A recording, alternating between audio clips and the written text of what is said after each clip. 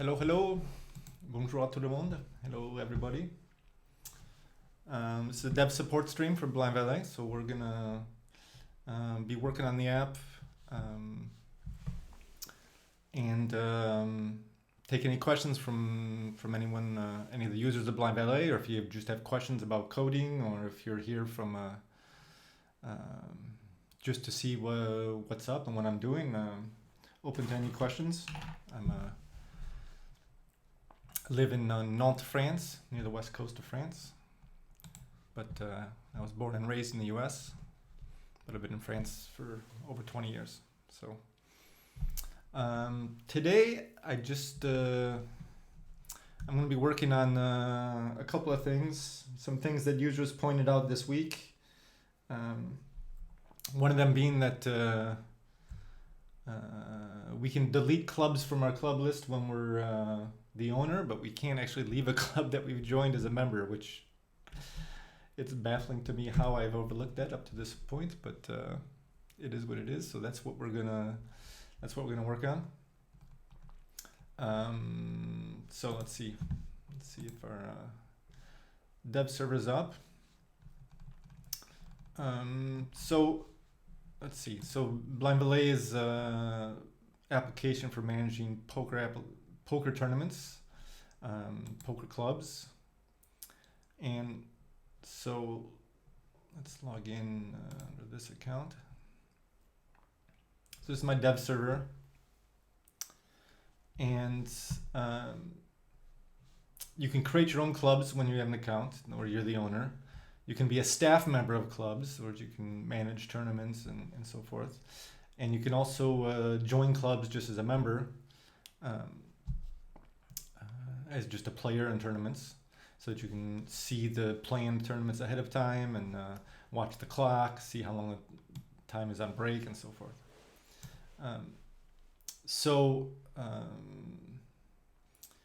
This club list here is our list of clubs. These are both clubs that this account owns, so I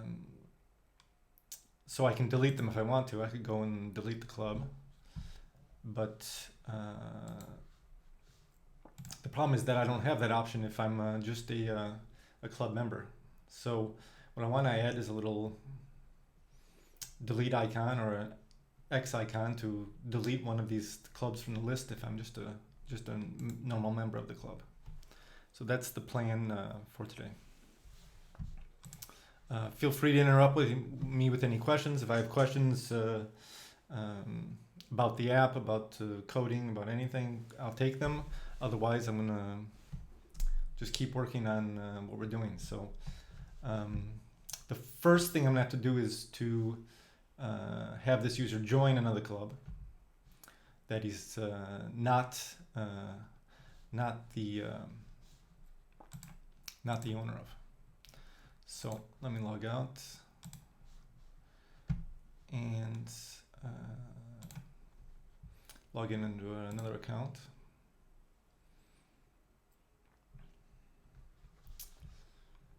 So again, this is my dev server, so there's a lot of different test data in here. So if you want to, here's all the current club members. You can see that this account is the owner, and what I want to do is invite my other user to this to join this account. So I can just send an email, and I'll take that off stream to look at my email.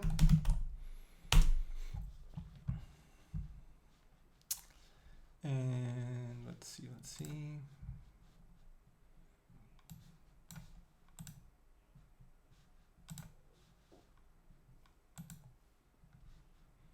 Okay, I got the invitation.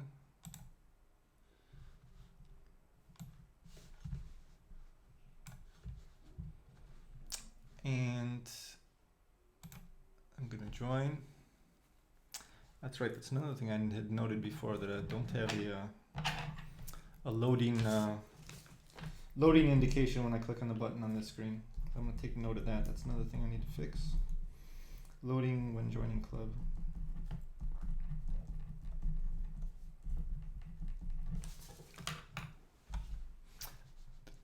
Right now this account is in English. I've been testing some language things recently. So, oh, actually I used that, I was already logged in, so I actually messed that up. Let me see. Let me log out. This may not work now. Right. I have to do that invitation process again because I was already logged into an account when I received the invitation. So let's do that again. Invite.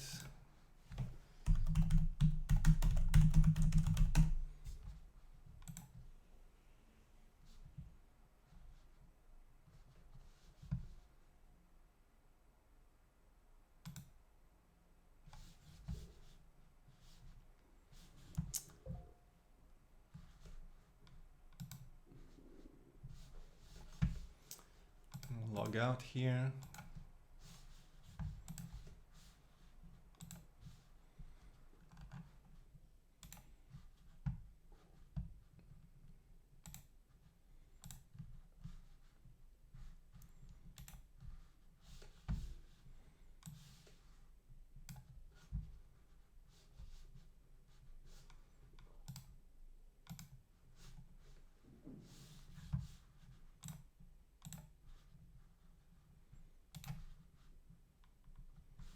Okay, so I just joined the club off screen there, so we can see now I'm club member, Brick River. I can see the member list, but I can't create a tournament. I can't create a league. I can't modify the club parameters and so forth. I'm just a member. I can register for a tournament myself. That's an option whether the tournament director wants to allow that or not. And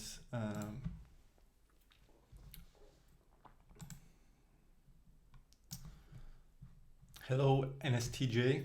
I'm not sure what that stands for, but maybe it's your club ID.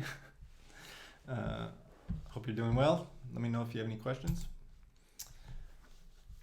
We're just working on the leaving the club functionality that doesn't exist somehow. Somehow after all these years, people said, wait a second, I can't quit a poker club. I guess that people don't do that often. So this one is I'm just a member of, so this is the one I would want to give the option to leave the club. So let's see how we're going to do that. Basically, I think just a little X in the corner would be the best. Thank you. First, I want to say I love Blind Valet. It works great. Great.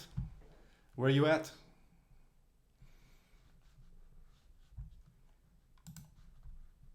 Where are you at in the world?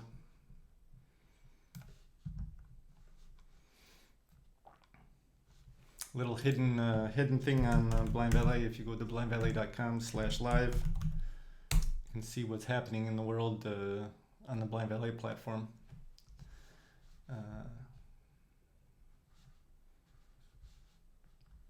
I use it to manage my league and have recommended it. Thank you. Thank you. I appreciate that. It's been growing through word of mouth. We don't really do any advertising, so there's been a lot of growth. New Hampshire, U.S. Okay. We have a casino customer up in that area. We made a custom version of Blind Valet. It's a custom version of a casino version for Foxwoods up in Connecticut. So they're Foxwoods use a version of Blind Valet for all their tournaments and managing all their tournament screens. When they have multiple tournaments going in different areas, they can manage that all from a central place. So. Been working with them for a few years now. Just before COVID, we started working with them. So yeah, we have tournaments going on right now in Japan, Thailand, France, Denmark, Canada, UK. It's pretty cool. Lithuania. Yeah, so where was I? So I want to add this functionality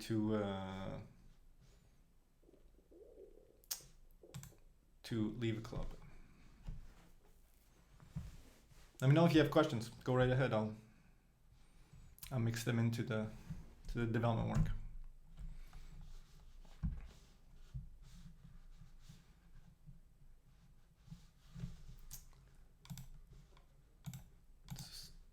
So I'm gonna open up a new branch to work on. Feature leave club.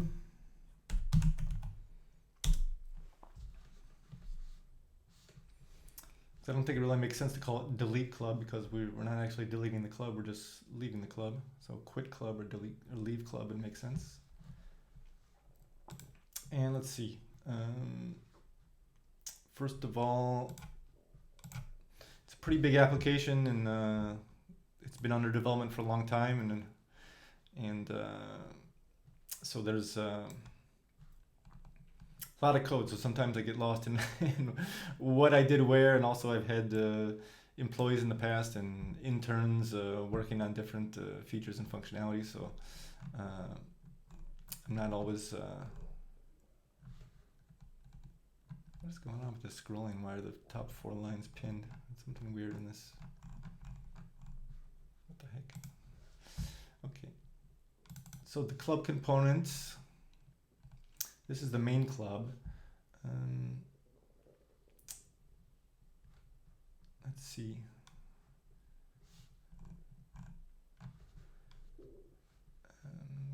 Staff. This is just the club component on the main screen. It's lobby is what I'm looking for. Let's see, the lobby, nav list. So here on the profile service, looking at the latest clubs.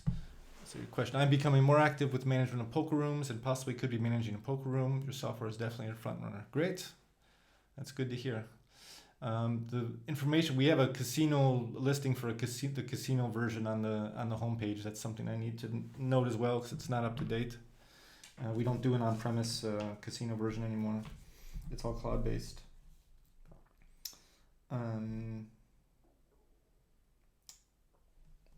But yeah, certainly even just the club version. A lot of some professional poker rooms use that as well. Update casino details.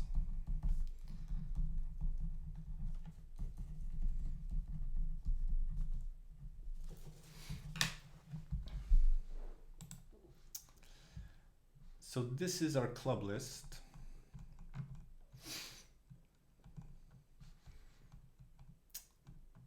And let's see. So we list all this should probably be in a separate little component, which maybe is what I'll do.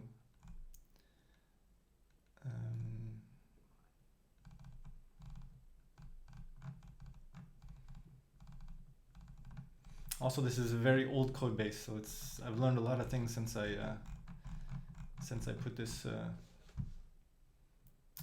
code together.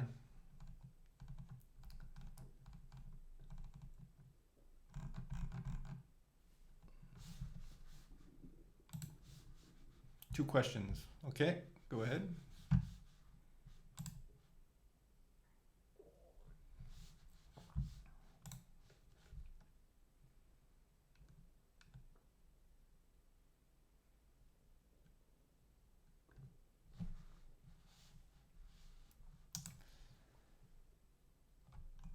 Yeah, so I was saying this is kind of an old code base. There's a lot of things that if I had to do differently today, I would definitely do them today. So on a lot of these streams, when I'm doing dev work, I'm gonna kind of look at ways of improving what I'm doing and having maybe a little better way of laying things out and so forth. So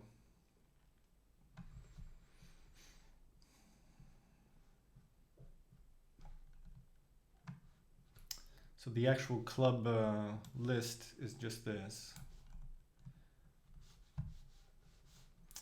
So the question from New Jersey is, or New Hampshire, excuse me, is there a way to register a guest, aka if I have a random player come to play rather than me having a guest user, can there be a button to register player and it spits out player 1, player 2, etc.? I presume there's a clean way with the casino version.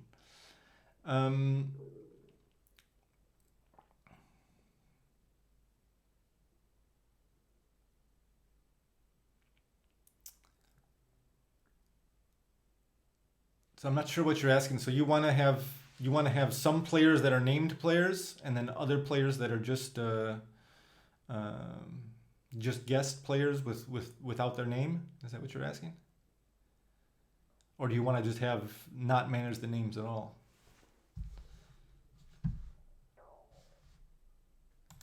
Because there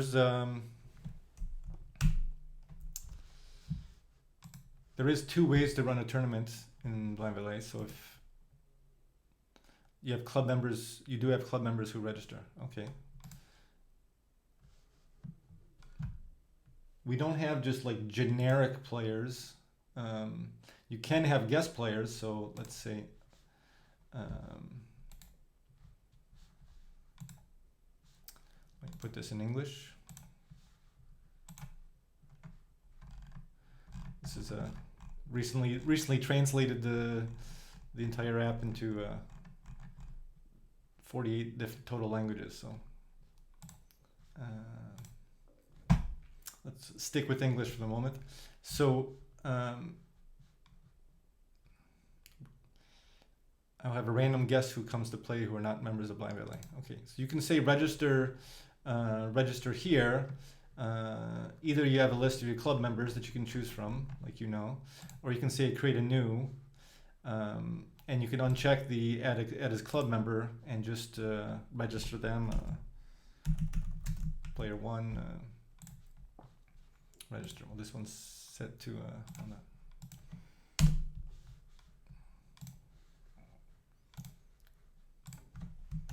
so player 1. Uncheck that and then register, and so now there's a guest added to the tournament, but they're not a club member. So that's an option. I don't have any way of just saying anonymous, anonymous, anonymous, and adding automatically player 1, player 2, player 3. We do have a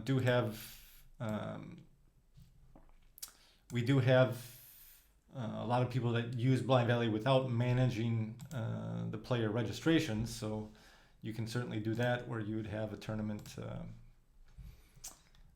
as well, where you just say, I don't want to manage players. And then you just have the player count, and then you just say, elimination, and it just ticks down the number of players. So if you don't want to go through that, but if you are managing players, they have to have a name, and they can be a guest or a club member. So that's how that works.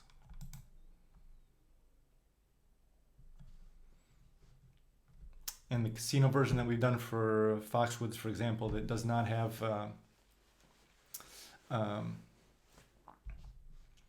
okay, did not see that way. Yeah, so it's not doesn't jump right out at you, but yeah, you can do you can for sure do that. So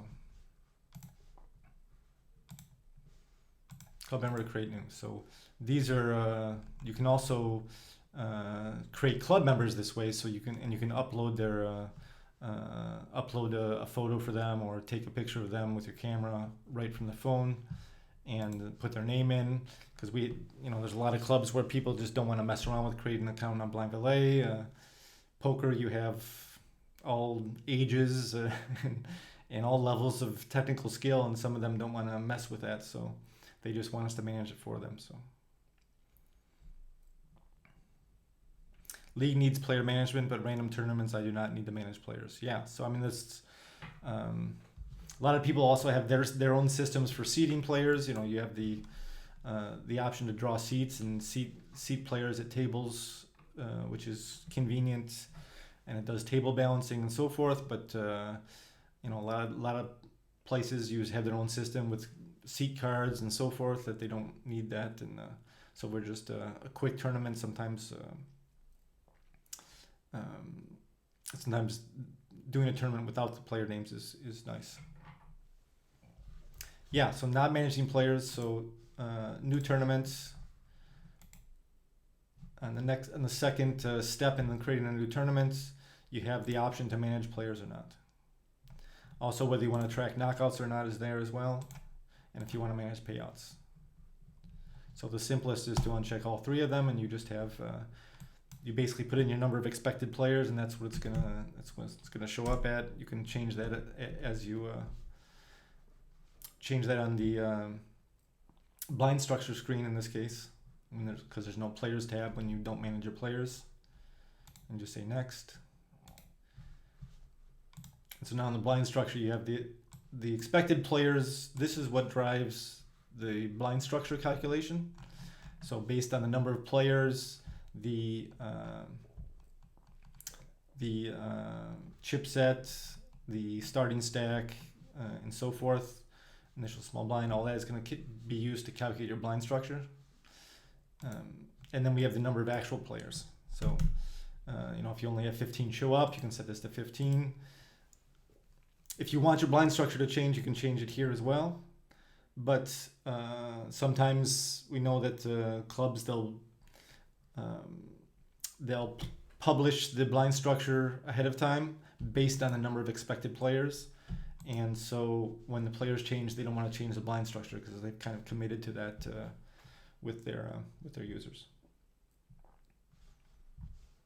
So actual players will show up on the clock, and expected players will be used for the blind structure.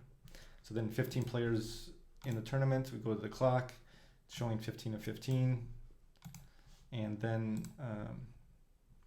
you can do your elimination like this, and the average stack will be calculated. Also, there are keyboard shortcuts as well. There's a blog post about it on the Blind Valet blog. Let's see.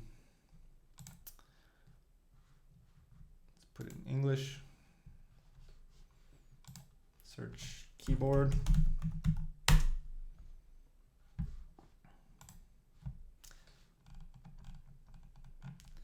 So there's an example of some of the commands you can use to control the clock from the keyboard. Sometimes it's nice when you're managing a tournament without managing players. You just use the delete button to do an elimination. And that's sometimes easier than using the mouse in the menu. So if I just do delete, it's going to eliminate a player each time. Also, some people haven't found this yet, but you can also undo any mistakes you make. If I delete an extra player, if I delete a player, or if I want to undo a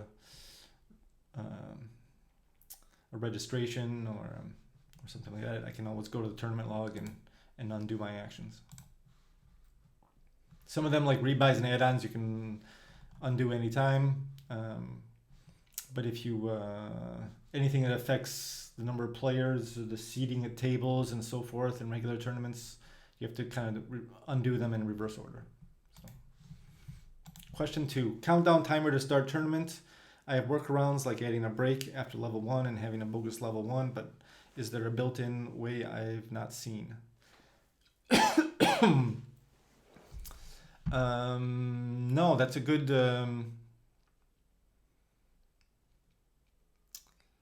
good feature request. I actually haven't heard that feature request, surprisingly, yet.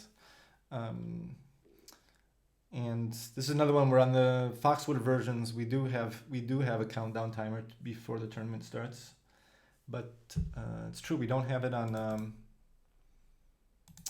Blind Valet. And the way it works on the professional version is it works based on the tournament starting time. So when you're in the date and time parameters, you have the starting time for the tournament, which could be used for that. So we didn't have to add it really to the blind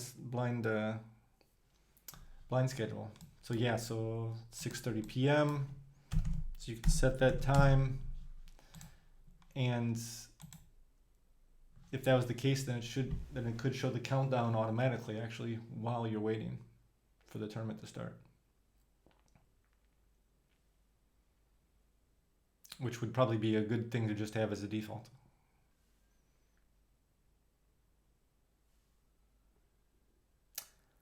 Yeah, let's do that. Let's do that.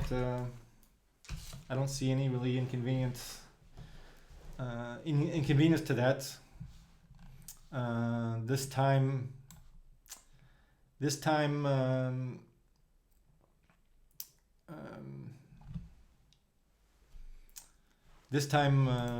we don't really need to show what the first level time is because it's right here in the blind structure. We'll see it anyways.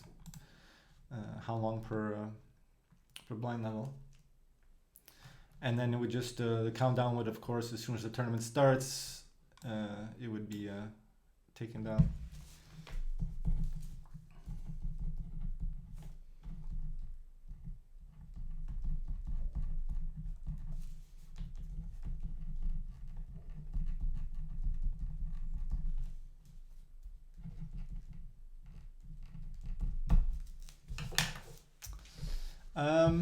I like that. I like that as a suggestion. What do you say we just do that right now instead of doing my Leave Club one, which has been around for 4 years?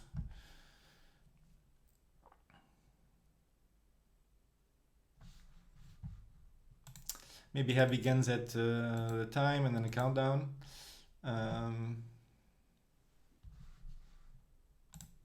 Yeah, I mean, I think it would be the way we've done it on the other app is that we have, you know, if it's more than, we actually have a countdown when I think it's less than an hour. We have it show the number of minutes if it's, you know, if it's more than a certain amount, we'll say 15 minutes. I think we will at some point we say 1 hour, 2 hours, 3 hours, 1 day, 2 days, 3 days, starts in, and so forth. I mean, may not put it to production today, but maybe let's start on that. Maybe that'll be the something fun to do on this stream. Let's try it. I mean, I think it would just make sense to just put it right here, just to replace, maybe replace this scroll time, which we don't necessarily need right away when you're starting. Certainly we can replace the number of minutes here.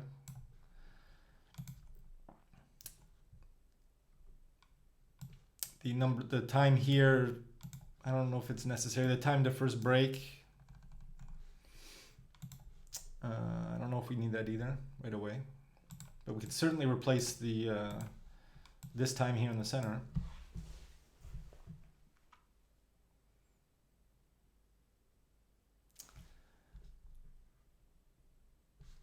And I mean, I guess in the scroll I don't think we need either, because once the tournament starts, then this would appear, and they could change the time manually if they want.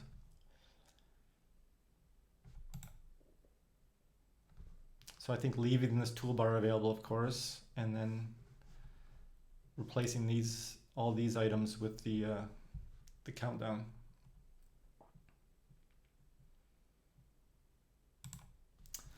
Yeah, let's try this.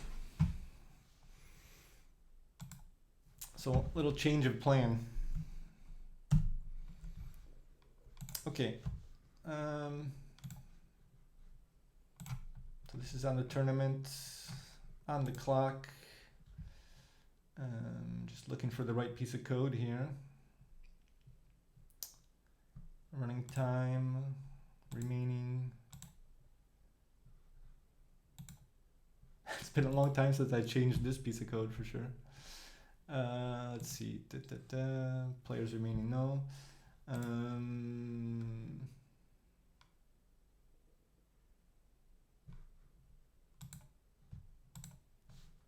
Time component. Let's see. I think it's on, maybe on the main clock screen.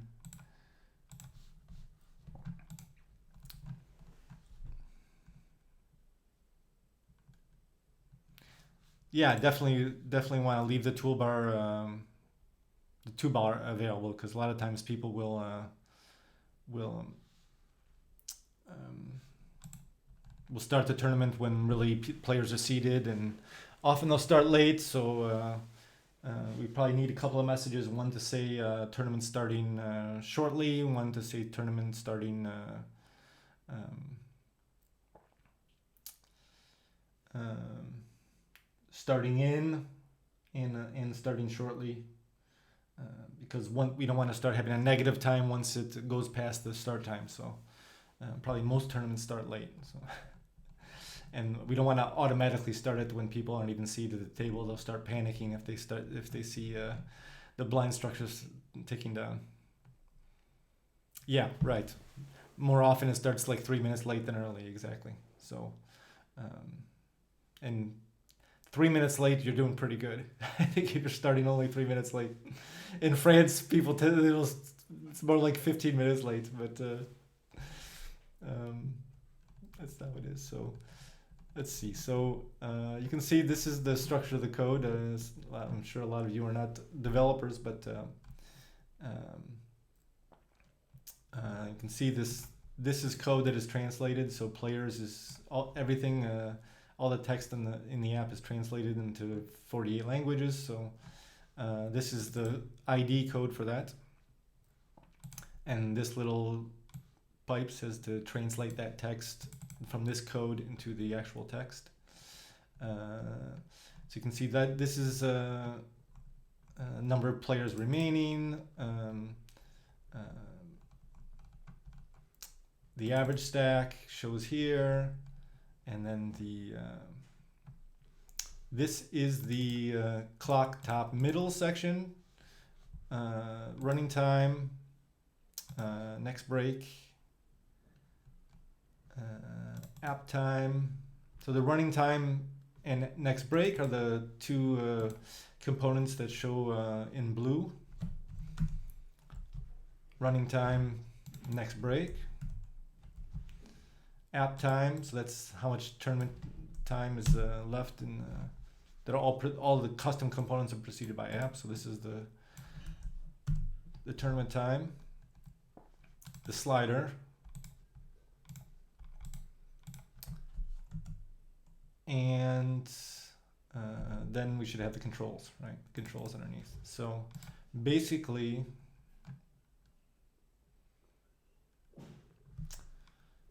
this part here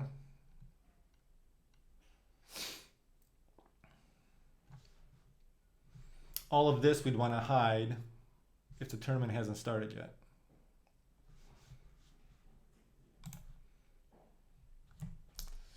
So what we can do is put that in a span, which will not affect the layout, which should not affect the layout.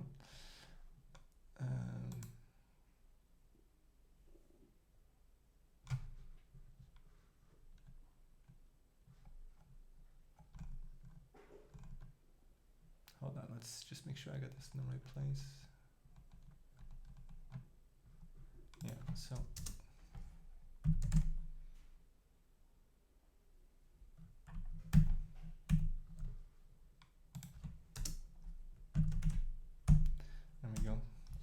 So this span, we only want to show if the tournament has started. So let me make sure I know how we're going to do that.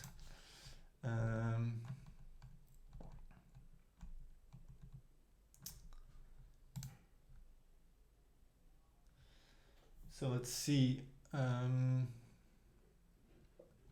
what we can do is just show it if either the tournament is not started or we're past the tournament start time. That could be something. We can do a countdown all the way until the tournament is ready to start, and then when it's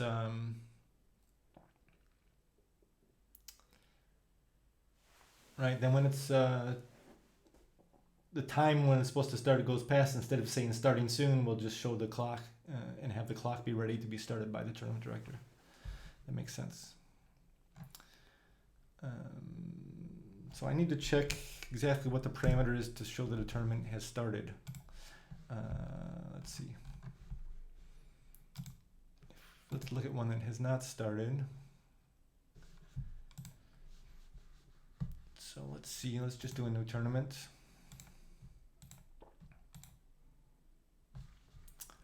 And I'll take this ID and I'll look at it in the database directly.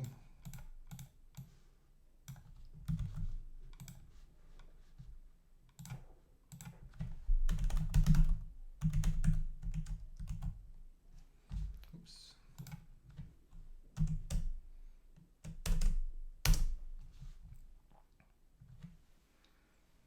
I use the Firebase real-time database. Which is a online database. It's a cloud-based that allows me to sync all the data in real time. That's why you can use it as blind valet across multiple devices on the same tournament without a problem. So under live, let's see. Running is false. Now I think that as soon as I start the tournament, it should go to true. Let's test that. Yeah, so running true, time that it started. And let's see, because then if I pause the tournament, the running may stop. Yeah, running goes to false, but I have the started variable, which I didn't have before. So this is what I want to actually look for to see if this has been started, because we don't want to go back to a countdown if they pause the tournament. So.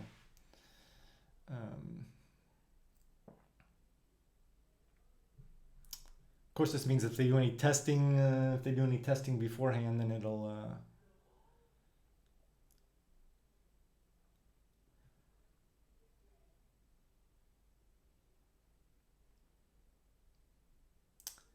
That's the problem. If they do any testing beforehand, let's say they just nervous, want to test to make sure the clock works. Okay, the clock is working, and then they say, okay, let's slide this back and reset the clock, and if it's an hour before my tournament,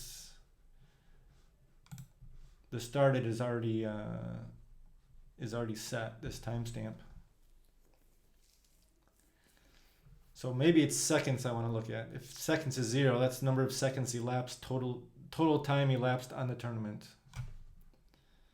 This is, I think, the last time the clock was started.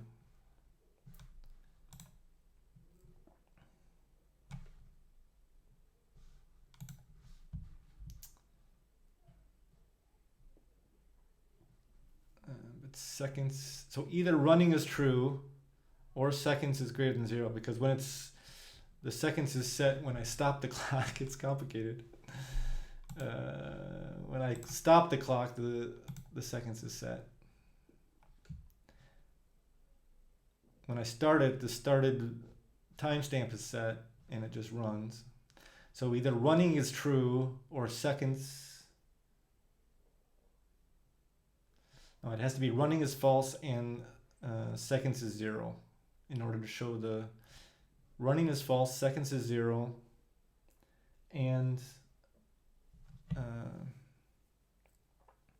no check boxes.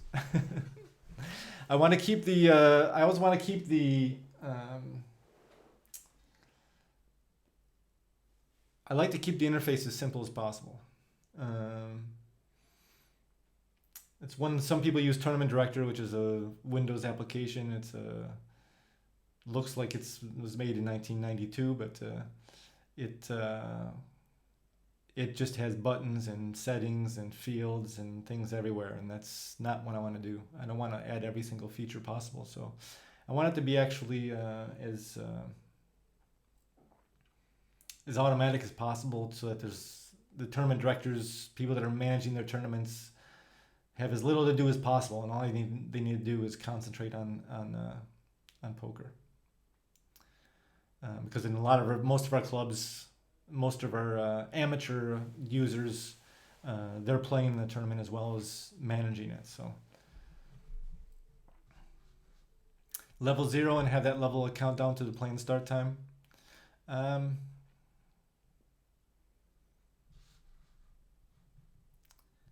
like I said, I'd rather not, because then even so, they've already set the time for their tournament. They've already scheduled it. So then this would then be another thing they have to think about. 15 minutes before the tournament, let me start my level 0 that has 15-minute countdown. What if everybody's ready to play and it still says 3 minutes? What do you do? So I like it being automatic, and even if it's a little bit complex, it doesn't matter. So all we have to look at is if it's running is false, seconds is 0, and the time is before the scheduled tournament time, then we show the countdown. Otherwise, we show the clock. Running false, seconds 0. So in this case, if we go back to the code,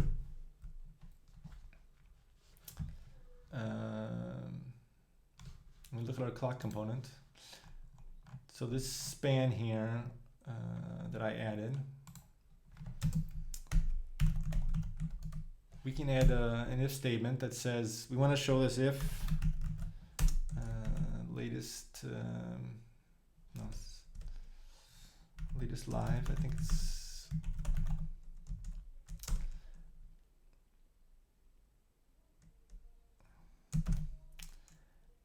and then this would be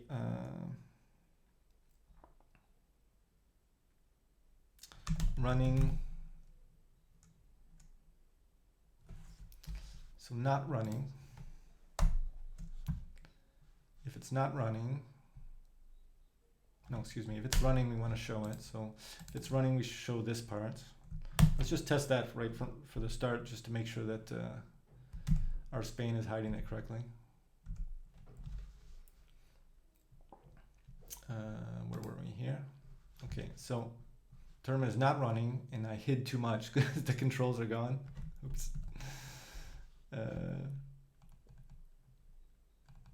Where did my span go? Oh yeah, I put the span underneath the controls. I wanted to put it underneath the slider to end that span.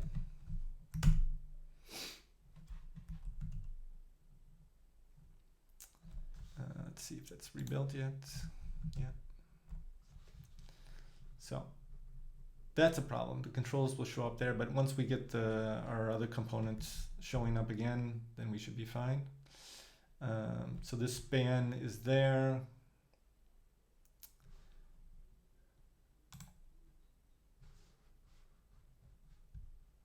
And then we'll add another span.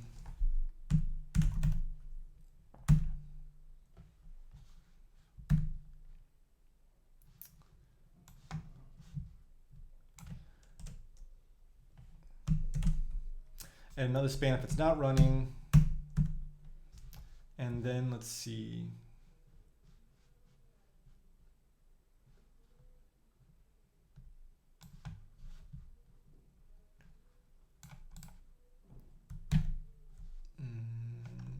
Hold on a second.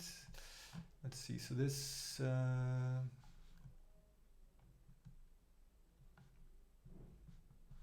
layout fill, the app time. I think this is what I want, is to layout fill, flex column, layout fill.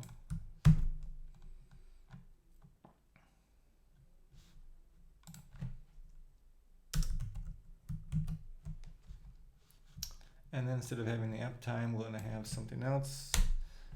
Right now, let's just starting soon, just a test.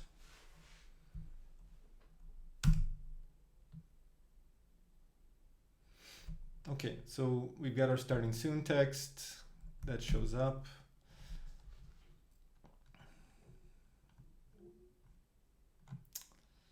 Let's see, I need to make that fill up the whole size.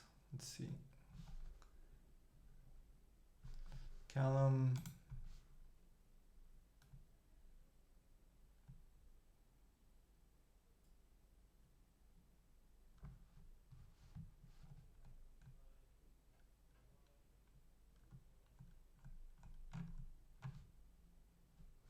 Next break is 33. This is 33.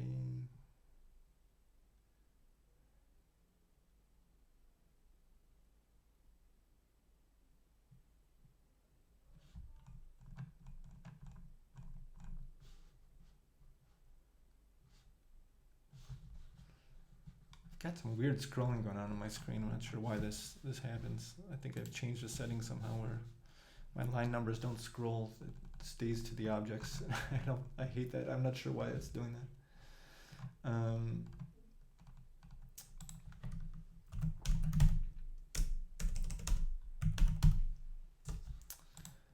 So let's see. So this one, what I'm hiding is flex 15, flex. So this one should fill up the whole area it's taking. This is a fixed size.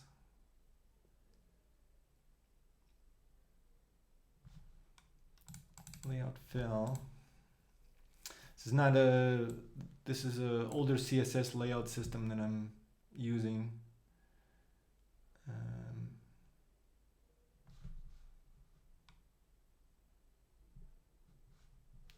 So there's a flex 15.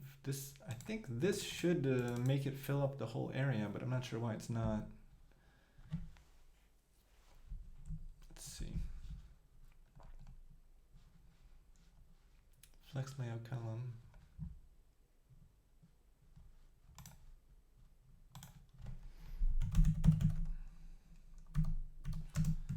Let's add a background color just so I can see it. Background red. It's gonna be ugly, but it just lets me see what's happening.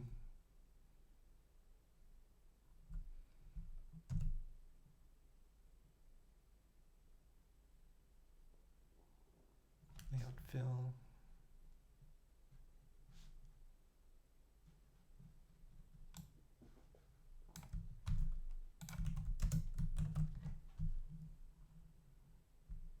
I just want it to take up all the space that's left.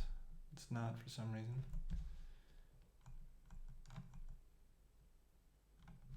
This should all be hidden, which it is.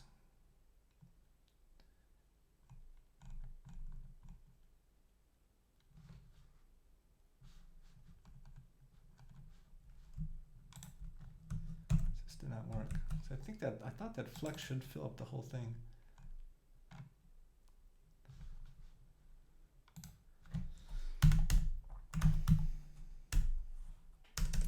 Let's make this green just so we can see again what's going on with these sections. Okay, so that is taking up the full space. This div is taking up the whole space. Got our two spans. This is my green one. Controls are there. And this red one is not taking up its whole space. It's maybe the span is the problem. Yeah, let's do this.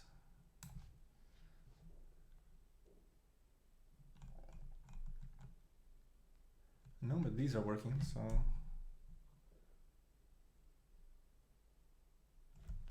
Yeah, but I'm gonna, yeah, let's just do it directly on this top div.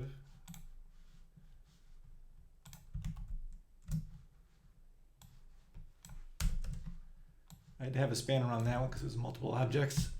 Here I shouldn't.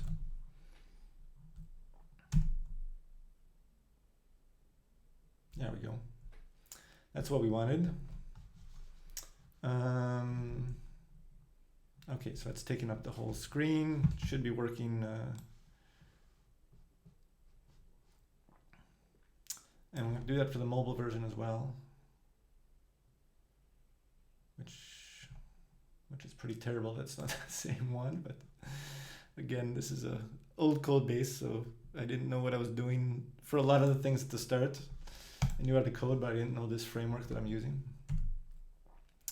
But okay, so that's good. Starting soon. Let's make this okay.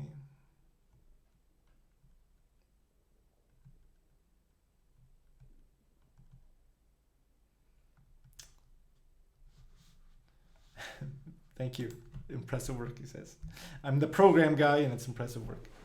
But sometimes I'm just bumbling around, but you bumble around enough and you get an app that works pretty well. So we can get rid of the green now because we know that's working. That was just for testing.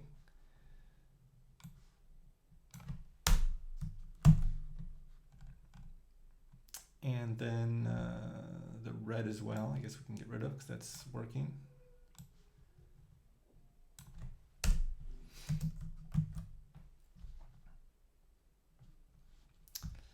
And probably want to do this layout as well. Actually, I don't know if I need to flex the layout fill. Oh, that, yeah, this is good. So I bet this one is taking up most of it as well. The layout fill should make it take it up everything, I think. Let's do blue.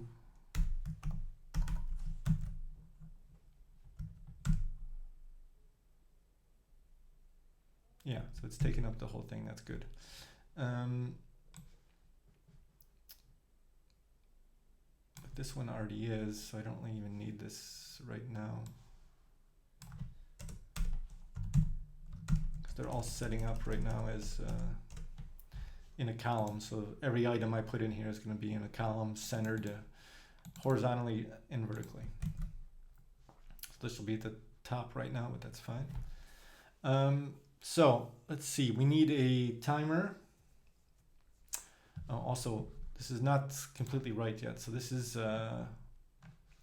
saying if the tournament is running, but we also need to see tournament is running or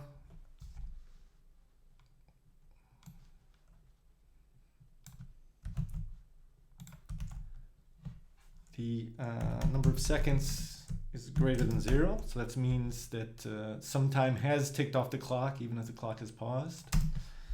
And then or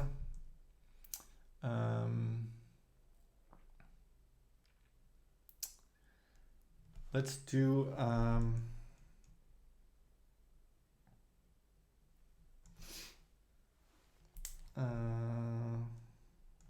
starts time passed. So this is what I'm doing here is calling a function to calculate to see if the start time has passed yet. So right now I just called a function that doesn't exist yet, but let's create that. So this is the component where I can do some functions and code in there. And now we might see some AI helping. So this is this little gray text you see here is what GitHub Copilot, which is driven by ChatGPT, is proposing me to use to calculate whether the start time has passed or not. So let's see what it does and see how close it is to being correct. It's really an amazing, amazing time to be a developer. So this is saying that if the tournament exists and we have the if tournament clock and this tournament live, seconds pass. No, so it's kind of guessing at what the code might be, but this is not at all correct. So what we're gonna do is get timestamp for current time.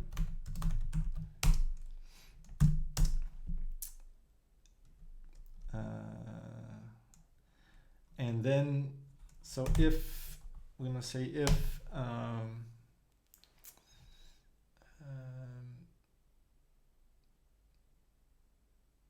so if the current time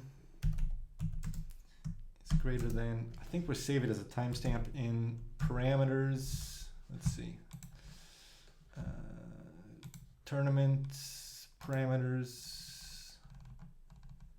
I think it's turn time.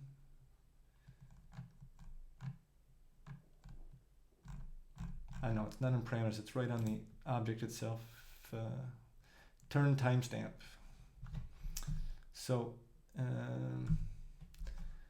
curiously, a timestamp, this is the number of milliseconds since January 1st, 1970. That's just what the convention is came for Linux timestamps, and JavaScript uses it in milliseconds where it used to be in seconds. But so now, if now is greater than, so this turn serve, that's latest.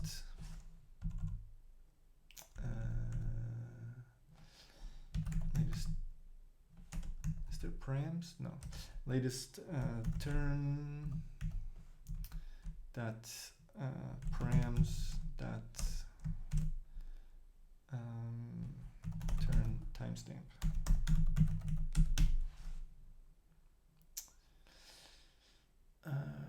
Start time is passed. If now is past that time,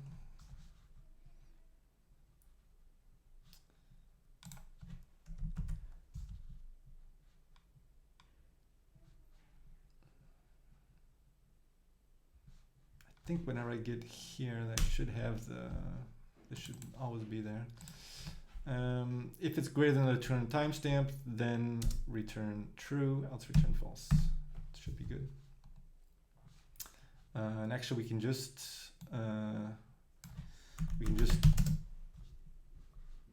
return that directly. It's actually going to return a boolean, this check. So return now is greater than this, so that should give us a true if determines time has passed, and give us a false if it has not. Okay, so let's test this now. So this would need, so now we need a tournament that hasn't started yet, and the tournament time has passed, and it should be, go back to the clock. So let's check that. No, I don't think I have everything in the component yet I need. So if the tournament is running, or if the seconds is greater than 0, or if the time is passed, show the clock. And so otherwise, if tournament is not running,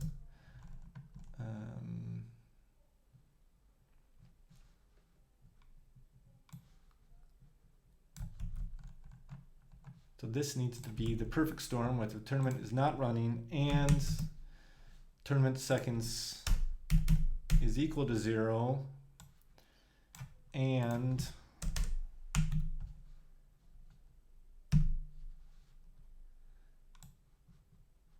the start time has not passed. Exclamation point is not. So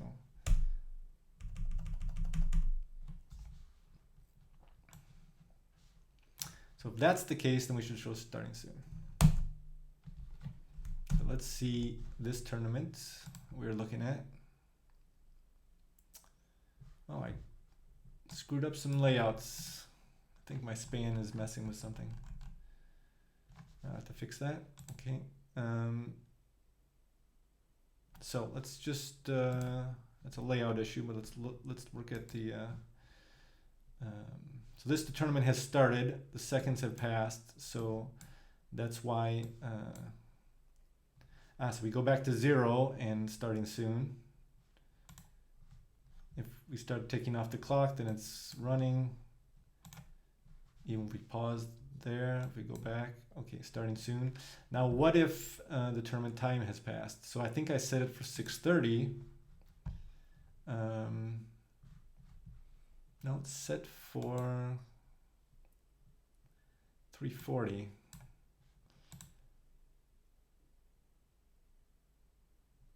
So in this case, the time is passed.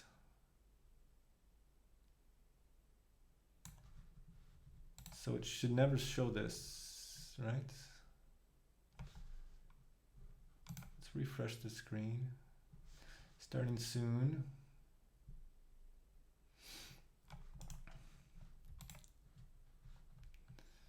So let's look at what's going to happen here.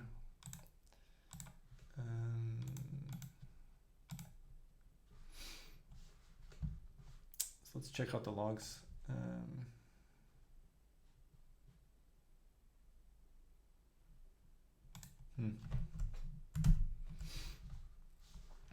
Thought I knew what I was doing. Start time passed. So here let's just put a little message so that we can see what's happening.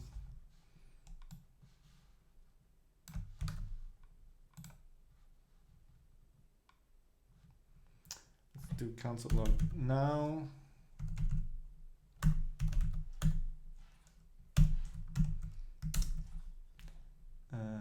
Tournament timestamp, and then results. Sure, if we see all three of those.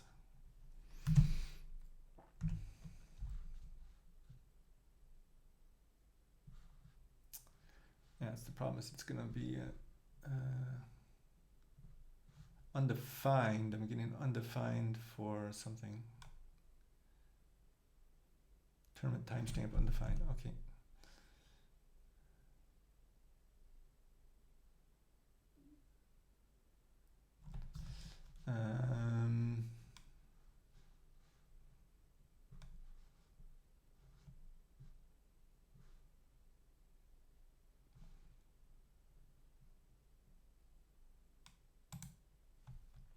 Let's see. Turn serve.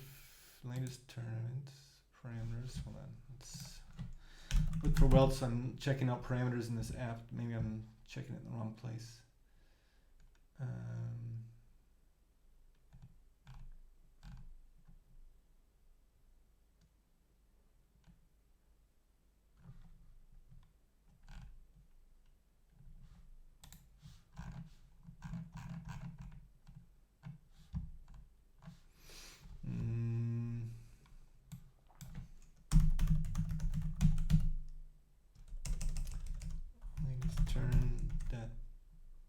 Oh no, it's when I said it was. It's not on the params function. It's not a parameter. It's directly on the object itself. That's what I forgot. I said it. I checked it, and then I did the wrong thing. Okay, so that should be better. These we shouldn't need anymore because I'm pretty sure I just fixed it.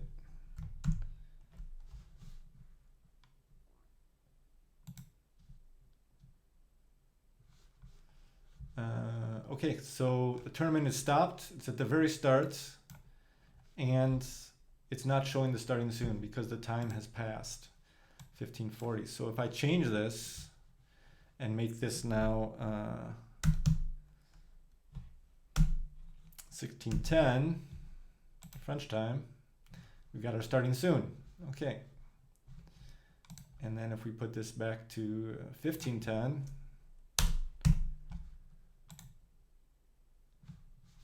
it doesn't show it anymore. Okay, so that's good. So let's, what else? We gotta fix this layout, but that's another problem. Let's just put it to 1610 and should, once we get to that time, it should reset itself. Man, that's why you're the programmer. Programmer. I thought that it's kind of halfway between a pro gamer and a programmer. I'm not a pro gamer. I'm terrible at games. So let's see. So now it should tick by itself. This should go to a clock in 1 minute approximately, because it's and my clock here it's 1609 and we set it for 1610. So when it hits 1610, it should go to I speak American, bad English, right? I'm with you. So here we go, starting soon. So in a few seconds, this should go by itself to the clock, if things work well. There it is. Just click the 1610 and we go to the clock. So as soon as it hits our start time for the tournament. So now we just need the countdown. First, let's fix this layout problem. So clock component.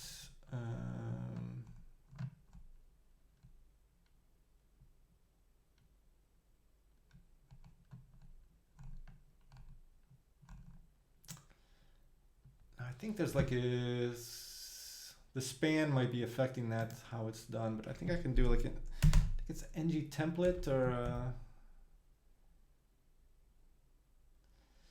ng container. I think ng container, that just won't actually show up. This is a construct in Angular, the framework I'm using. ng container.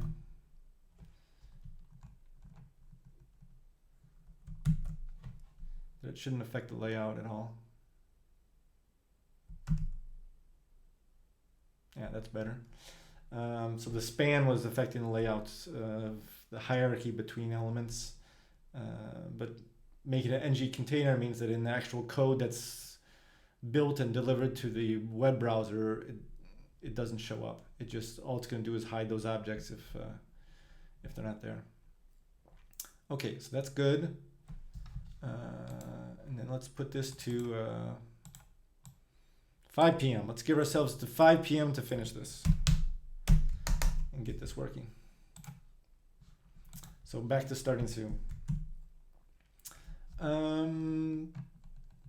So let's see.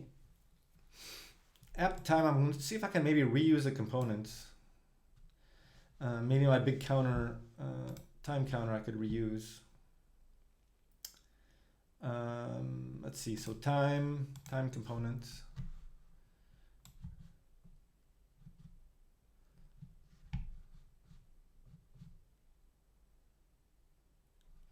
Oh yeah, so this is using a resize text component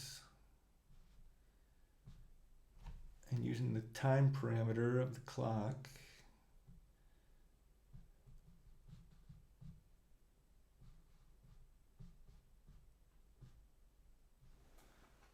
What the heck is this doing? It's got two different versions. One if the length of the time is more than 5 or less than 5.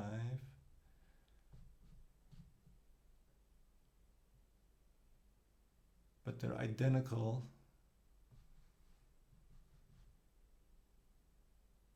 What the heck is happening here?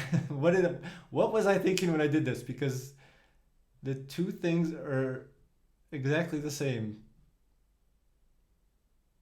If it's greater than 5 or less than 6,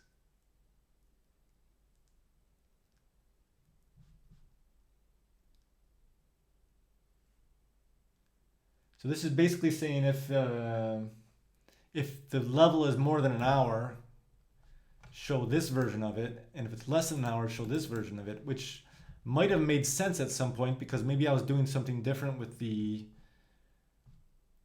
text size or something, but these are identical. There's no difference between the two of them. It's just saying show one or the other, but they're identical. So it serves absolutely no purpose. I mean, I'm just going to test just to make sure, but if I get rid of this and get rid of this, it should not make any change in the app whatsoever.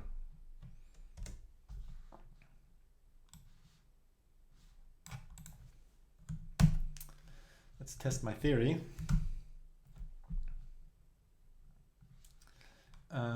So I need the clock again. So this is the app time object that I just modified. The difference it was saying is if it's more than an hour, if there's more than 5 characters. So you can see if there's 5 characters when we're under an hour. If it's above an hour, it's going to look different. So let's change the blind levels. Let's make the tournament longer. Let's make the tournament 16 hours. And then we'll make the level time 65 minutes.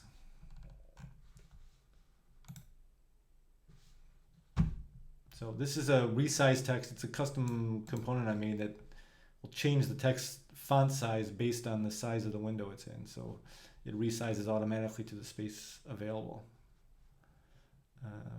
Because obviously Blind Valet runs on all kinds of different screens from mobile to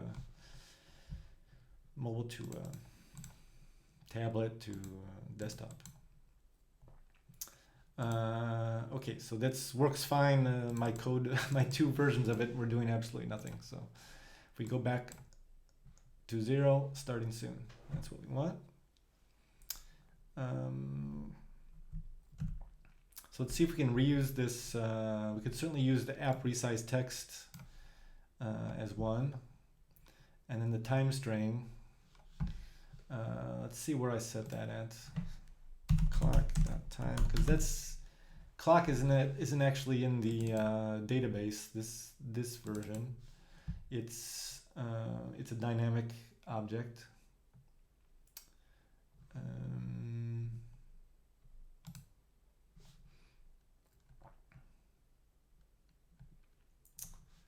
Got my set clock function, which sounds like a guilty party.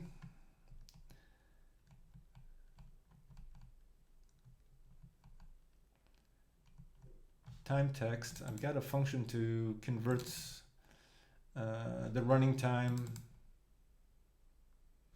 to text.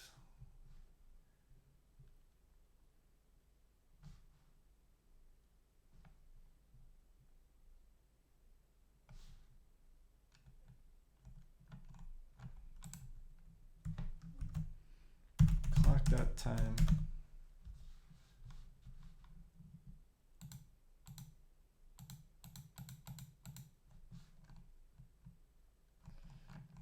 Yeah, so it's just the app resize text that I can reuse. And then I can reuse this function, this utility function, time text. So it passed a number of seconds, and you get back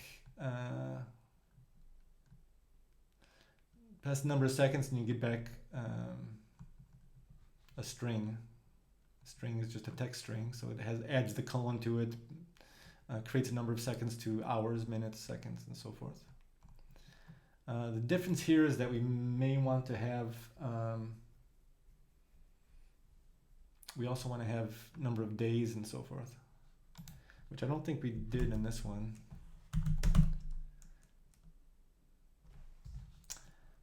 I think there's a,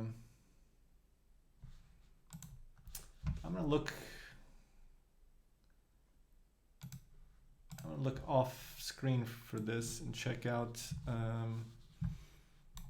the other code base I have, because I think I did that somewhere. Let's see.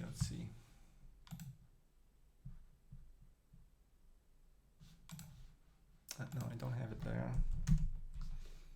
Let me check somewhere else. Because I'm pretty sure I've done this already. That'd be one option. One option is to use Moment.js. It's a good library for converting dates to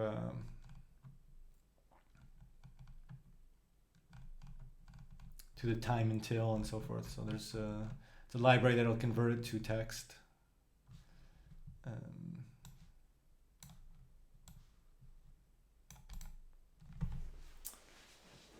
But then this gets complicated with the different languages as well.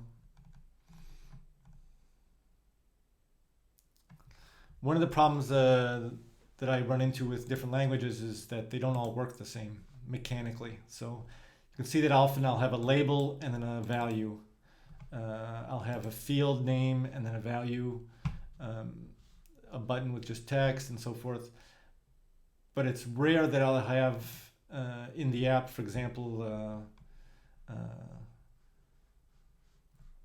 6 players left. I'll have players left : 6 or something like that, because sometimes in different languages the amount and the object get switched. So if I say 3 days, starting in 3 days, I could do starting in the number 3, that's calculated, and then days, but in other languages that's not how the sentence is going to be structured. So so this will probably be something like starting in, and then underneath I want to put the duration. So Uh,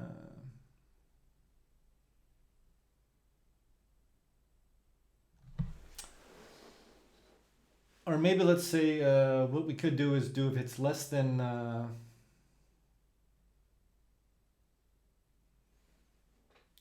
12 hours, we show a countdown. Yeah, we could do hours, minutes, seconds, but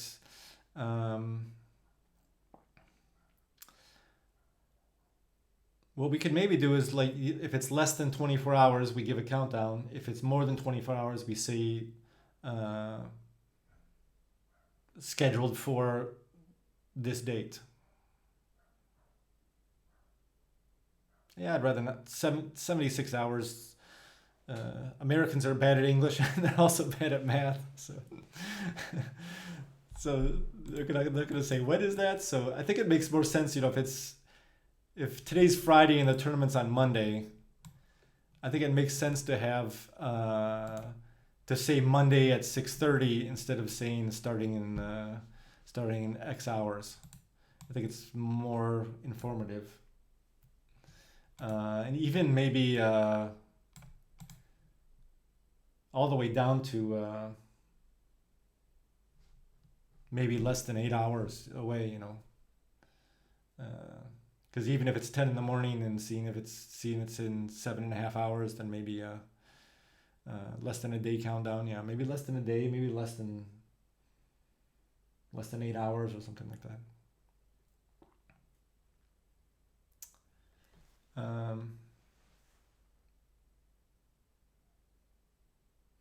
So we'll actually have, if we do this, we'll actually have multiple options. If more than a day plane start time, right? Yeah, something like that. Yeah, more than a certain amount of time, we'll have a scheduled, and then have the date and time. And then less than a certain amount of time, we'll have the countdown starting in.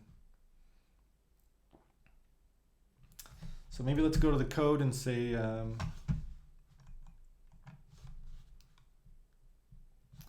back to our clock component.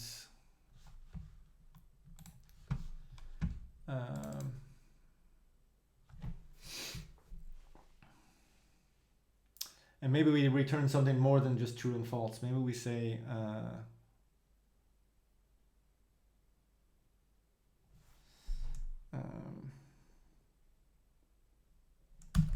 start time, get start time.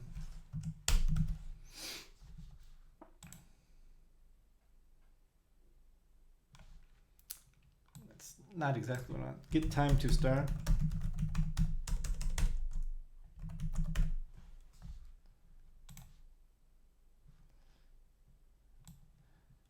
Get time to start. Get, let's be precise.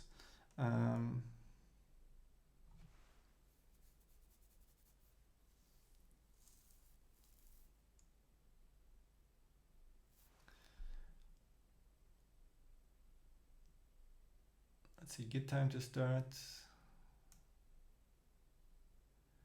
Get seconds to start. So we have a seconds function.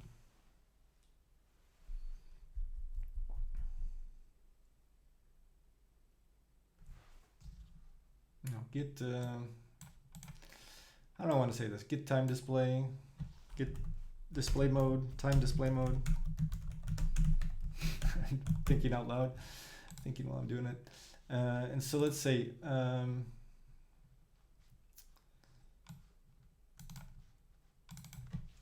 if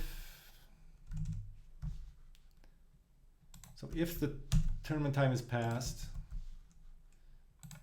we'll return passed. Let's be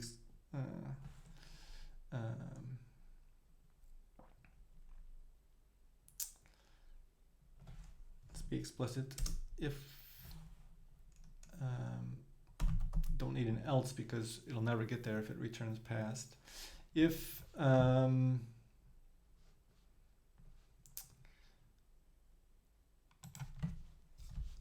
So then if the tournament time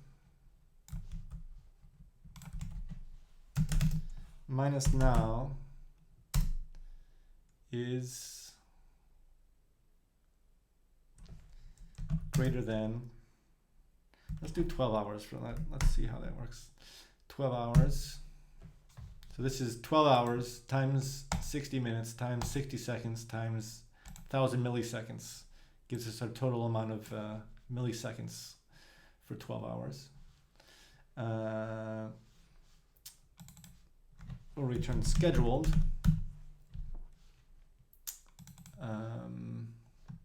Actually, time display. Let's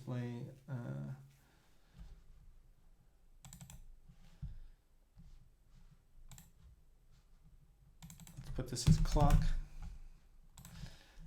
Scheduled, and then else return countdown. Wow. See that? This is the GitHub Copilot, the AI proposed countdown for me, which is pretty amazing. Okay. Now,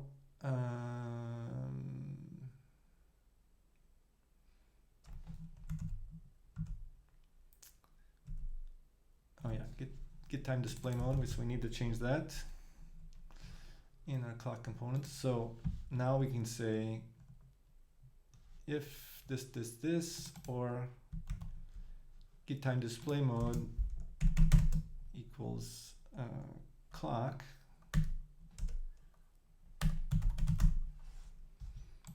then we'll display the clock. Otherwise, if get time display mode equals scheduled, then we'll say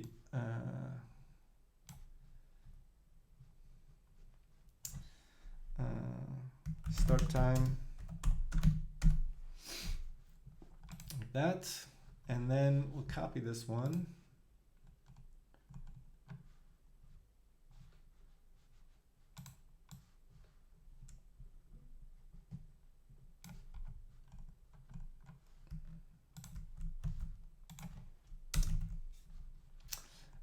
So then instead of scheduled, if it's equal to countdown,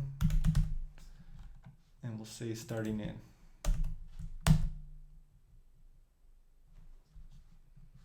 Okay, let's see how that works. Did I say start in? Yeah, starting in.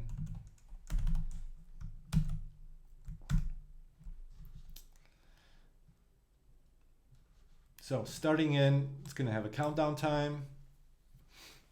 And then, let's see.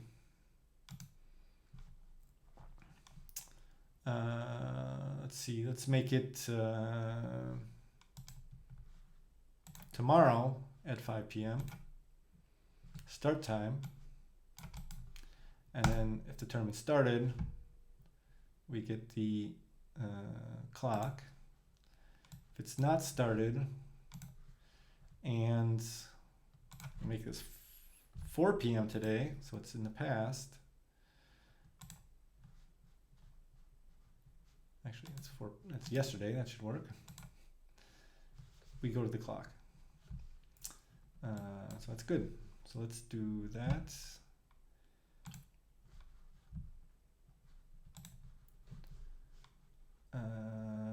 Yeah. So let's set this back to.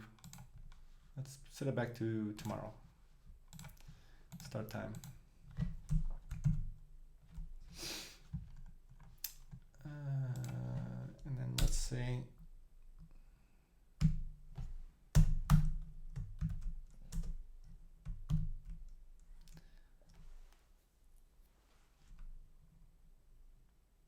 where do we display this already?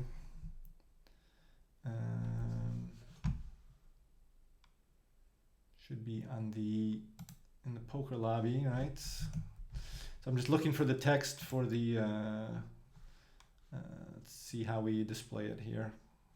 So this should be based on the locale you're in. So Mine's showing, since I live in France and my computer is set to be in France, I see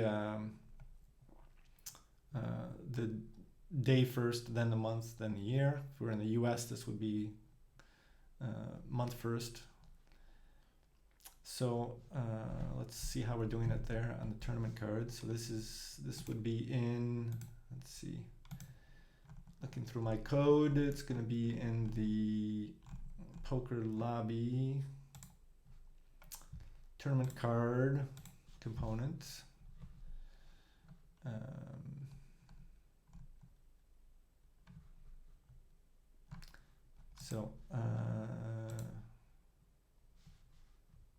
So there's a utility function called text only for the timestamp.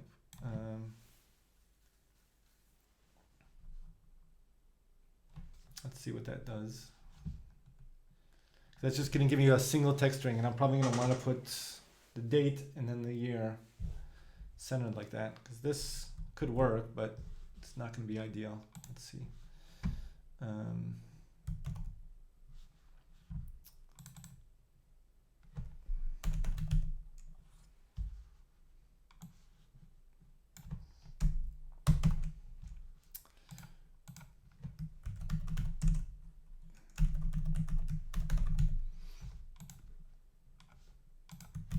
See if I have that utility function is in here.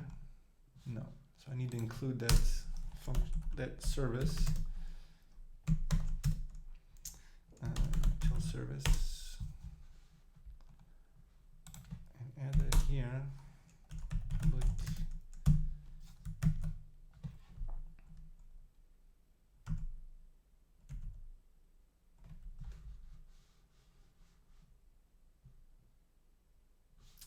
No, I added that in the wrong place. Whoops. This one I didn't want to change. I'm in the clock component. That should be right.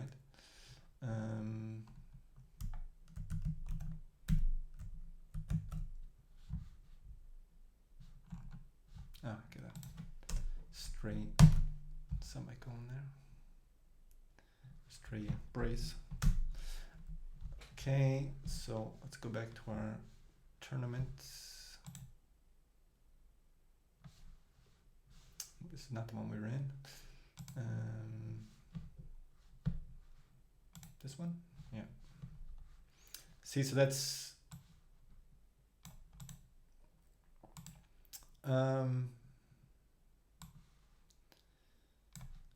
not ideal, because I don't want it in a single string. I'm going to get this to display and then this to display, so I can have a little bit of formatting to it.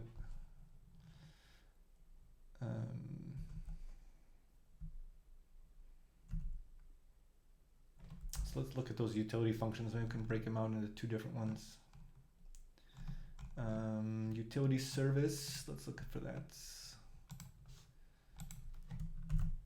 Text only, I think it was called.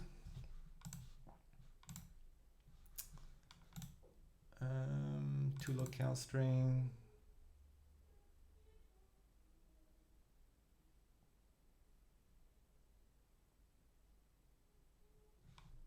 Why? What is this? Does that mean that it's showing like that for everybody in the whole world? Because I have it hard coded to Norwegian? Is that what MB-NO is? What the heck?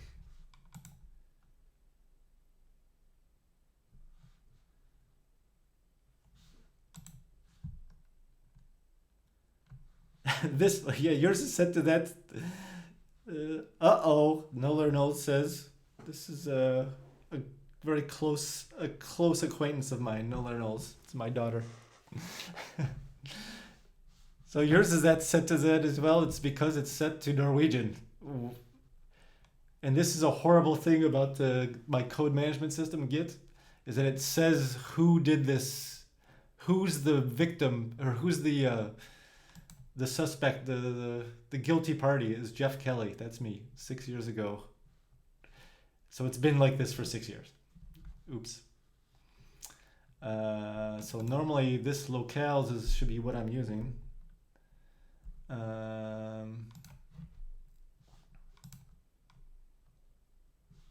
Wow, that's terrible. So this is getting the locales of your browser. And I should be able to pass this in.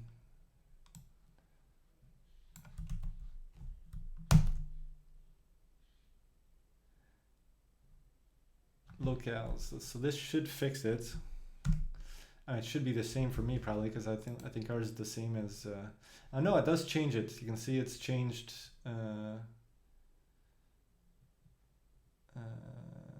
I guess that must be set to a U.S. locale. My computer is in English, and so it must be set to an English locale. So.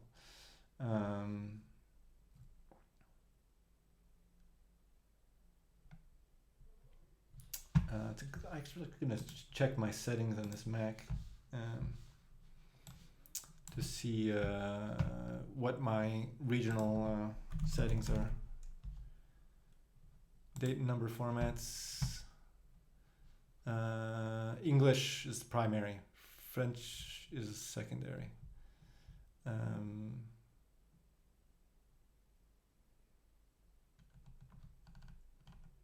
And actually it's maybe on the Chrome settings that matter more than that. So that's, thank you. We just found a bug. We just found a bug that's been there for 6 years. We're no longer all in Norwegian, so that's good. Wow, okay. So this is good. So this we have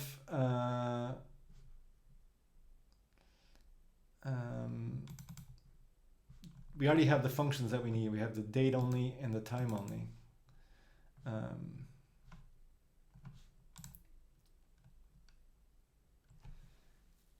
see, I don't even know if, yeah, I guess I need to do this each time, but since we know that's working, let's do this here as well. So date only, time only. This is gonna give us what we need, I think. So those are the two functions I can use instead. Let's go back to our clock components. And so then we can do text date only, text time only. So text date only, text time only.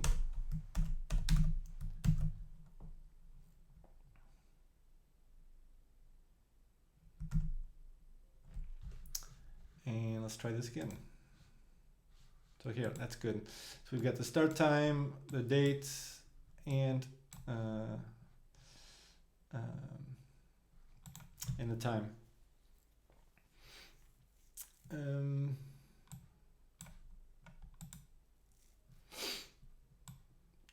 Kind of a bit overkill to have the seconds here.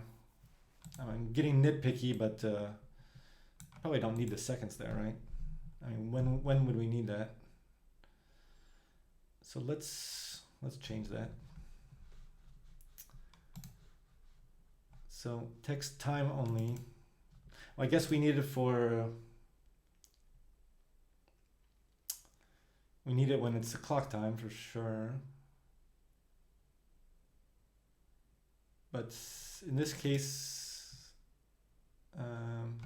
let's see where we use this in the application. As long as we don't use it to calculate the countdown time, then we should be fine.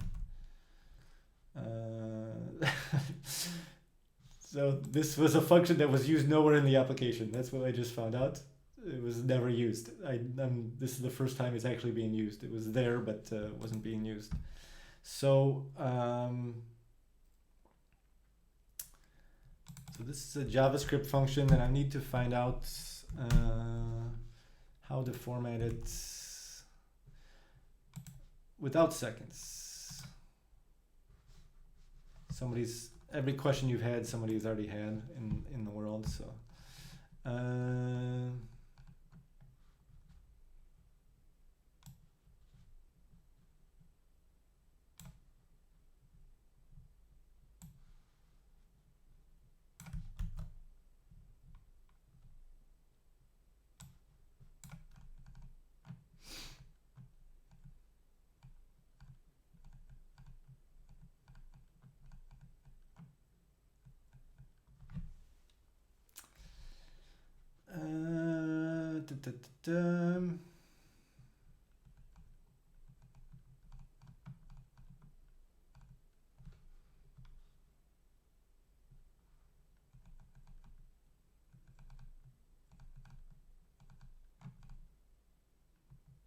Let's see.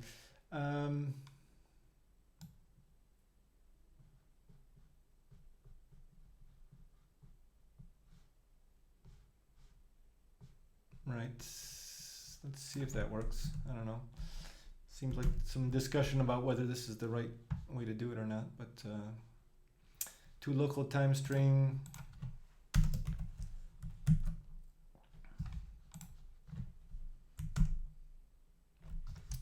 Let's try that.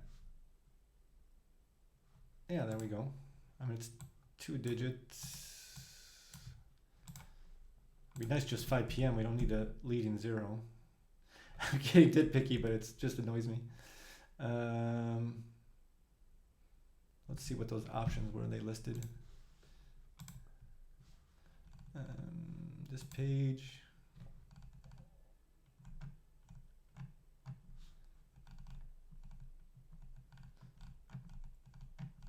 Options.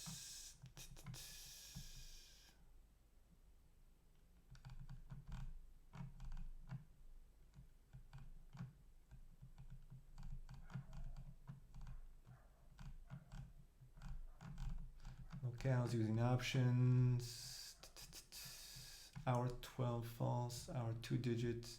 Show only hours and minutes. Use options. I don't really want 2 digits. I want 2 digits if it's 2 digits, but so what if I say 1 digit and it's 12 o'clock? What does that happen? Does that even exist, 1 digit? No, I don't think it likes that.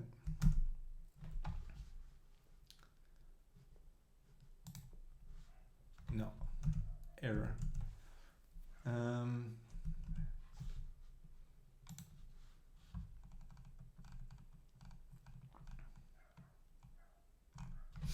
Let's try to do it with GitHub Copilot. So what we can do sometimes is return time in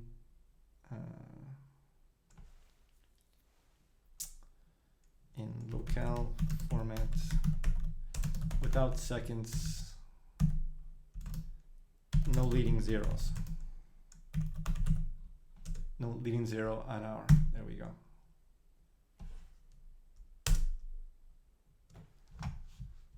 And now let's just delete this and let it propose something for me.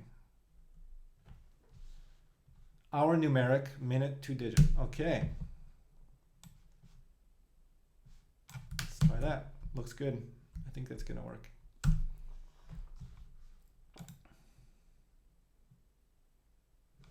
p.m.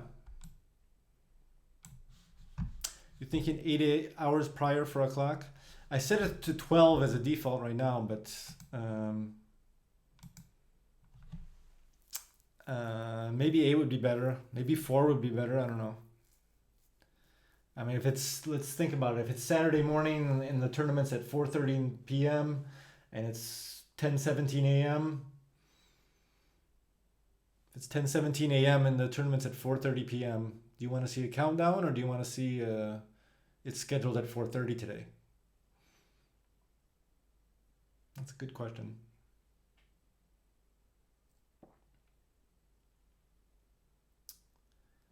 I don't know. Countdown? Okay. This whole feature is your idea, so let's go with the countdown. So we'll stick with 12 hours right now. We can always test it and see how it feels. As a player, it builds excitement. Okay. Yeah. I mean, they're always going to be able to see in the poker lobby. They're going to be able to see. They're going to be able to see the scheduled time. And then if they open the clock, they can see a countdown, which would be kind of cool. Okay, so that's start time works. We need some work on the formatting probably, but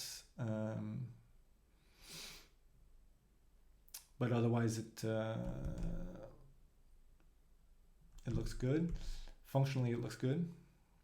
So let's now what? Let's do the countdown. So let's change this to today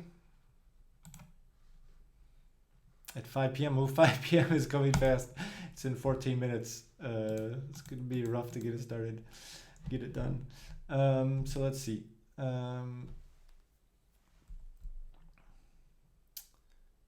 So let's make another function in our clock component. That is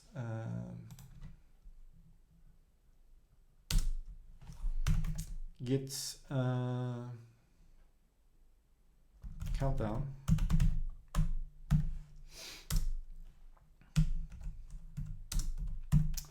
And so this is going to, let's see, wow, we just got a whole bunch of code proposed by the my AI assistant. Let's see.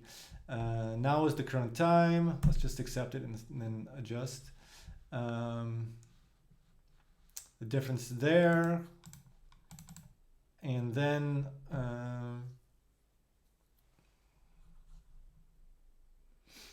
I think we had another function that we can use from the, was text only. Yeah. So we don't need to go through all this. We can just say return. We already have a function for this. So this dot util dot text only, I think it was. Only.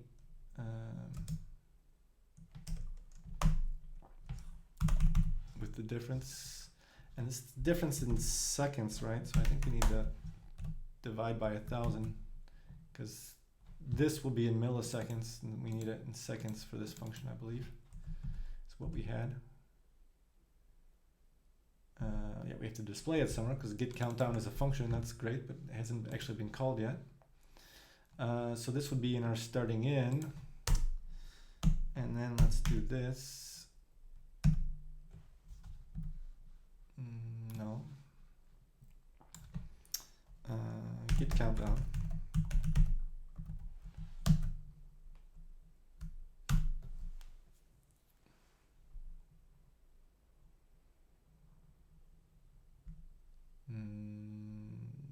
No. Didn't like that. Let's see, I might be having a bug here.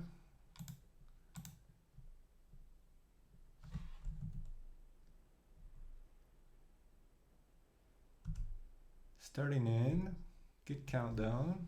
It's not working. What's going on?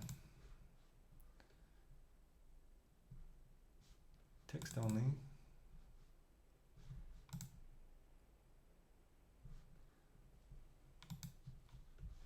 Let's see. Just make sure the function is being called first.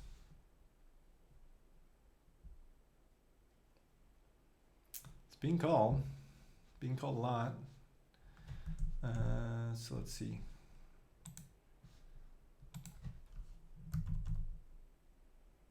Oh, no. Okay. Yes, it's my function isn't returning anything. That's the problem. I was just doing a calculation for no reason. So that doesn't help.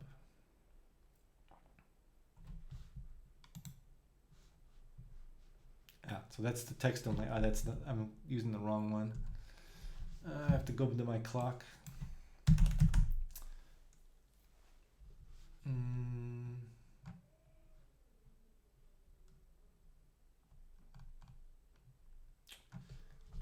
What was it? A set clock function that we had found?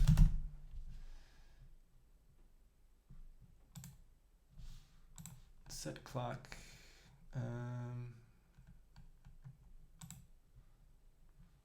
Running time. Oh, it's time text, it's not text time. That's the problem with naming conventions. Sometimes you have to be explicit. So, not text only, it's time text. Is that what I said? Yeah.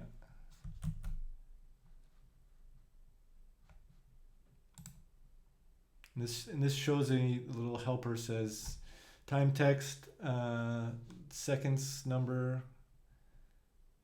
and a slim option, but I don't think we want the slim option. Whoa! What the heck?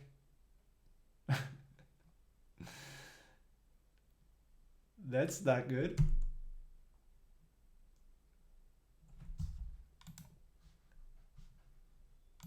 Let's see.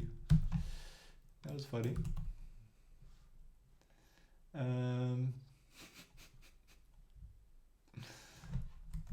How is that for excitement? Now that is excitement. Look at that. How exciting.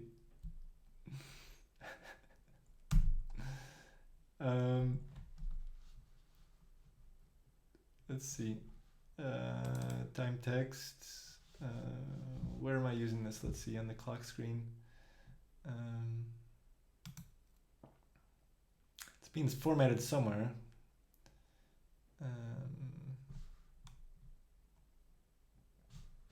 Let's see where else we use this time text function.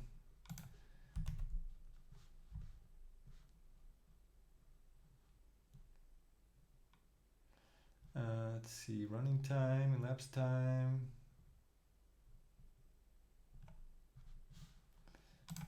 Maybe that's what this slim version does? No.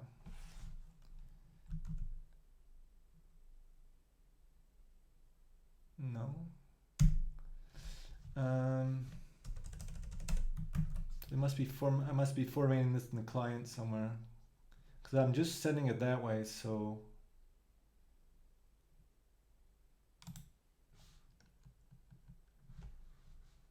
I'm just using that function to set it.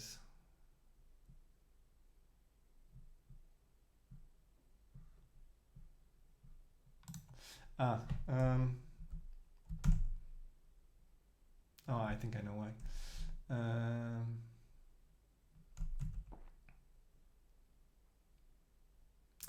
Yeah, I think I know why. Okay, it's just I need to. I'm just dividing by 1,000 instead of rounding it. So this, let's do this. It's a mathed out floor. Let's do.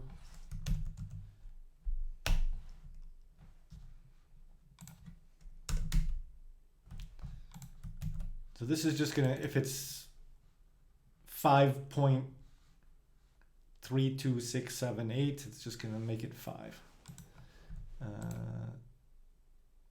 And so then we won't have to do, we'll do the calculation actually here, the difference.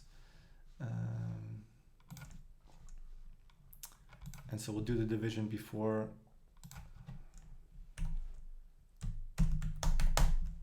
Do the division and the rounding before we pass it to the function.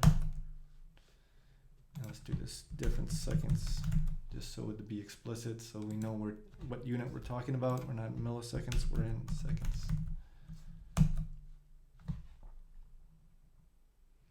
So I was passing fractions of a second to this function instead of passing just the regular. So there we go. Starting in, oh yeah, 5 minutes and 10 seconds.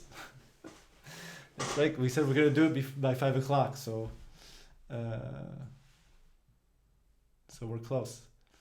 So it's starting in 5 minutes. What can we do else? We wanted to make this a timer like the clock, right? We want it to be big numbers like this. So let's, confusion is not excitement. Yeah, that's true. Confusion is not excitement. What the heck is going on? This looks better. So let's now, let's look at our clock components and how we display the time. The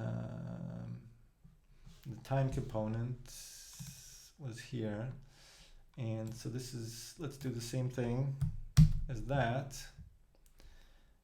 and go to back to our clock, and starting in, So instead of going like that, we're going to pass the get countdown function directly to this component and get rid of this one. This is what is good about reusable components, is you just redo it. And so then that looks a lot better. Starting in.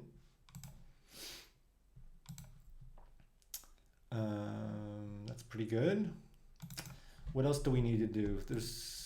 We've just created new phrases in our applications. Right now it's hard-coded in English. These are gonna have to be translated. That's one thing what I need to do. This one needs to be translated. The scheduled in is going or start time is going to have to be done as well.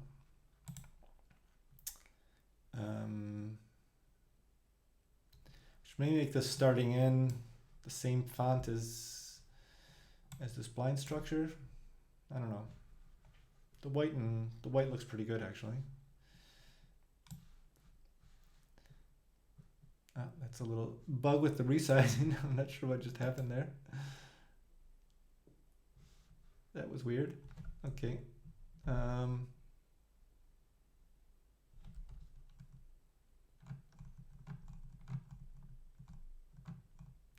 right. That's a bug I used to have. I can't remember why it happened.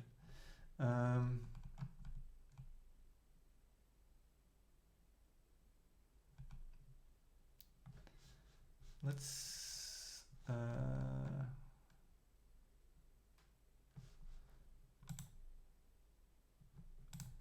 it might be that layout fill that I needed.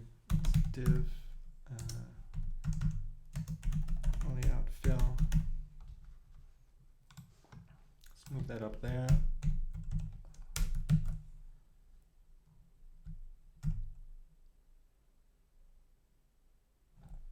Okay, man, that's maybe a bit too big.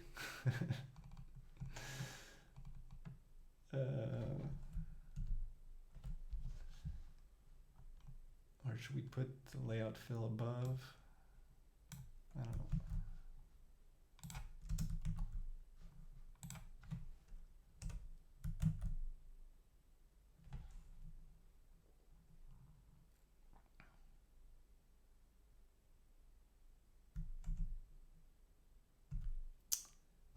That's the problem, is that when it's something with this resizer that I did, that's I remember having this problem with the clock. I can't remember what I did to fix it, but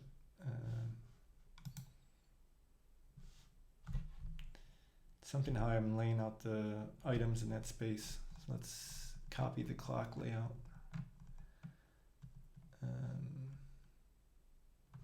It's a fixed size in full width. Well, that's the average stack. That's not what I want. App time. This one is a fixed size. This one I believe is a fixed size. And this is a flex to take the rest of the room that has just a clock in it. And that then has a fill.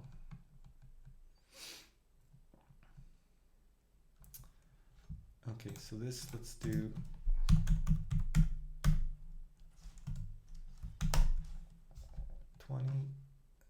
no, not in the wrong place.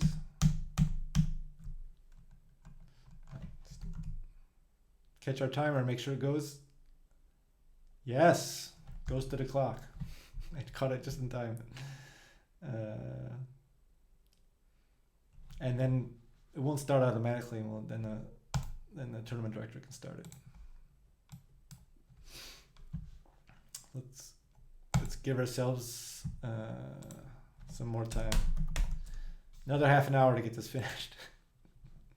Here we go.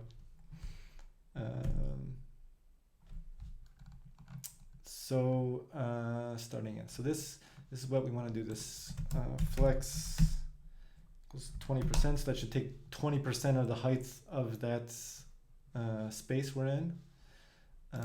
This flex should take the rest of it. And then we're going to do the same as for the clock. Layout fill.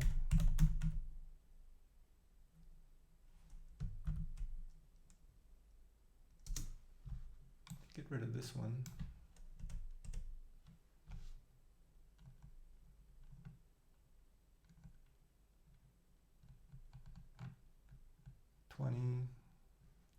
Flex, layout fill, and then we'll put that up in there.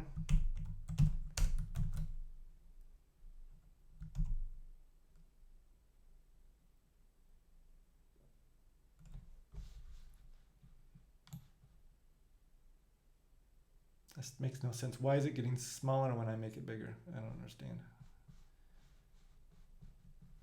If I refresh it now, it works. Kind of.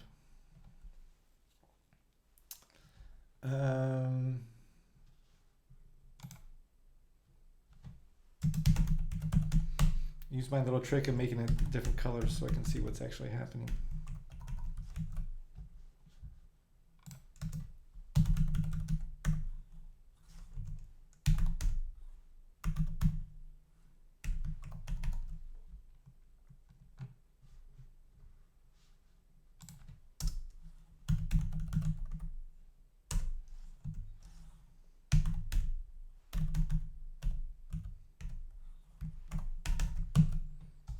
Yellow, green, and red.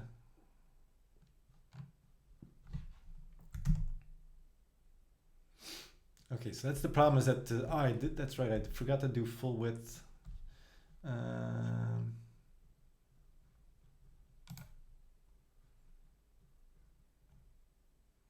the red is not seen anywhere, so that's behind.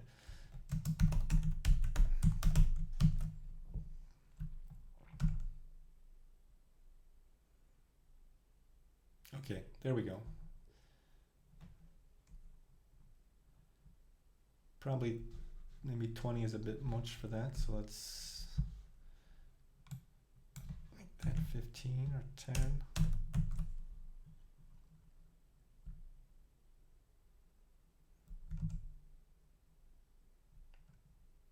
There we go. Let's just get rid of our colors and we should probably be good. Let's see.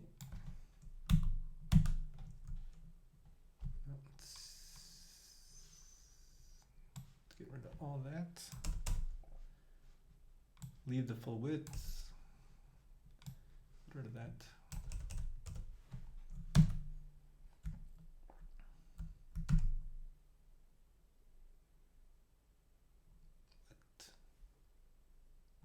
Wait a second.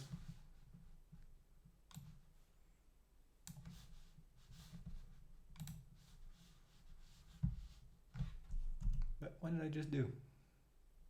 I just had it working. Full width is still there.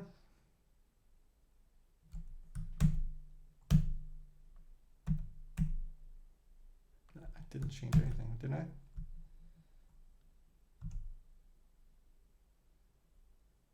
Okay, that looks right. Now does it resize right? Yeah, looks good. Oh, I have to do the mobile version as well. It's not, I haven't done the mobile version yet.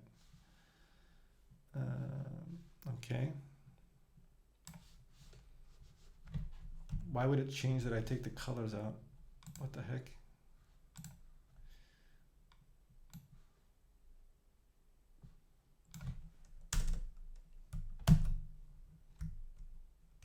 Step at a time. Right, red.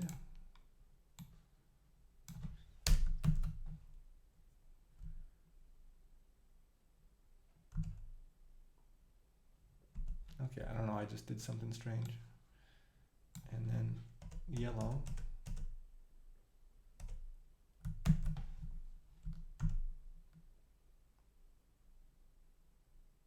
Okay, I'm not going crazy. That looks good. And the resizing does not freak it out. Okay. So that's good. Now let's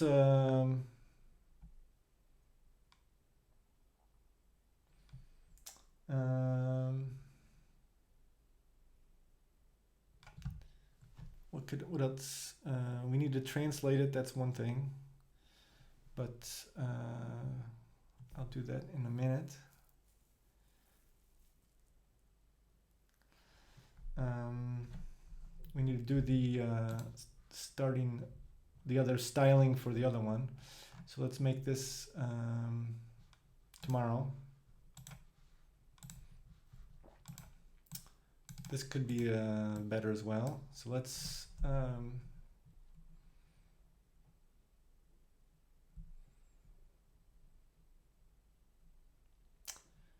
make the time the big one or the date the big one, or both of them bigger. Start time is okay. Let's make this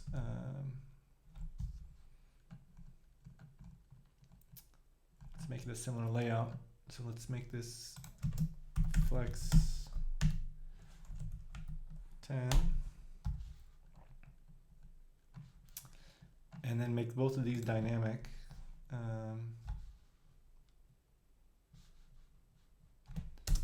So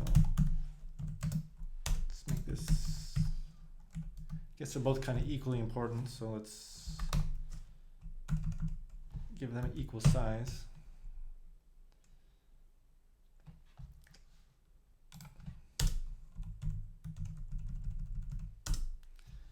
And then what did we do with this one? We did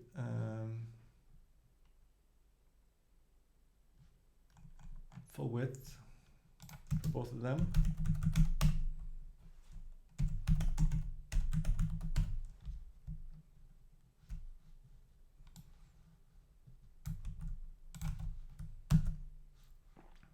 Okay, that's going well. And then right, we want to do yes, mostly, and then do the app resize text in both of them.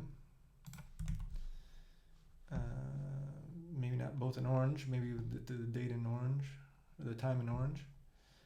And then, so this should be our time.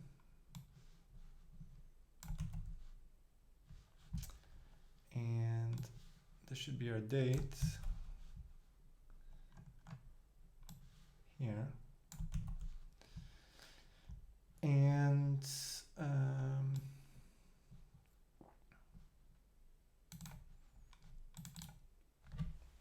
text color,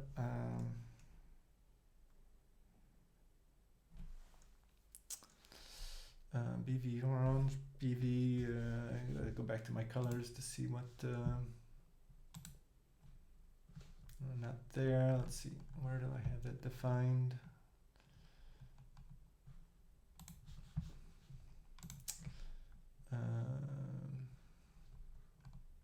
BV orange, that's the only one. Oh no, I have dark blue,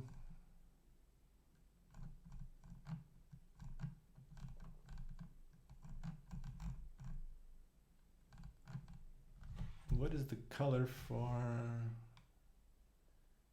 I could make it blue, that other one. I don't know how good that'll look, but let's see.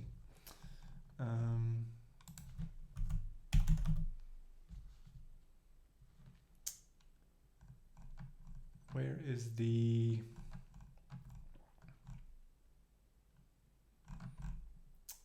what's in blue? Average stock, clock info title. I could use that, I think.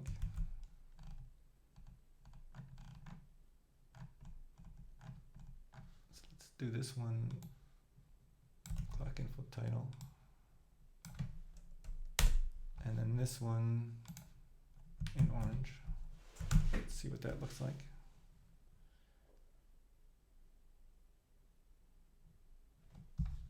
Oh, I still have the two of them beneath it. I gotta get rid of it.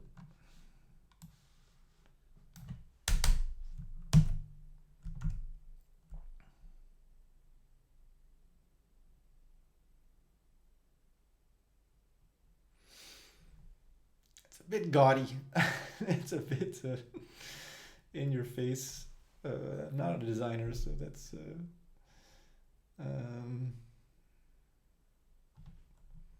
I think we could probably be more subtle than that somewhere, so I don't know. I'm gonna think about that design You like it? That's okay, I guess. Kind of in your face, kind of aggressive. I don't know. Um,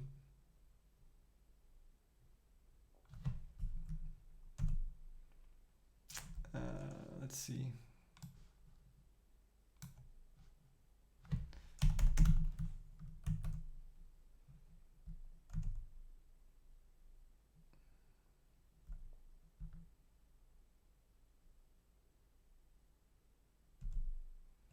Maybe just both of them in title font.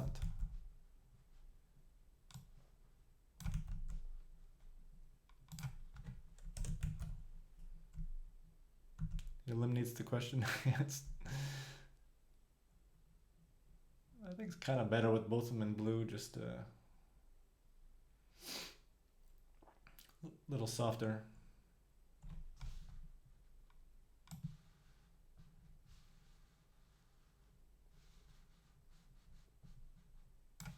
I'll think about that layout, maybe look at some options to make that a little bit nicer. I guess it's okay for now for a placeholder. So we've got the start time like that. And maybe having them not both the same size might be a little bit better, to have one a bit smaller than the other. Friday, 5:30 p.m. Yeah. Yeah, the day of the week would probably be actually good.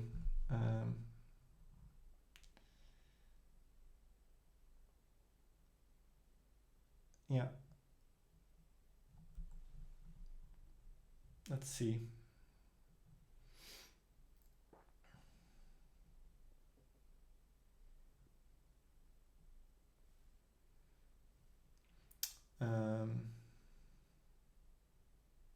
It's Friday, February 24th, 5:30 p.m.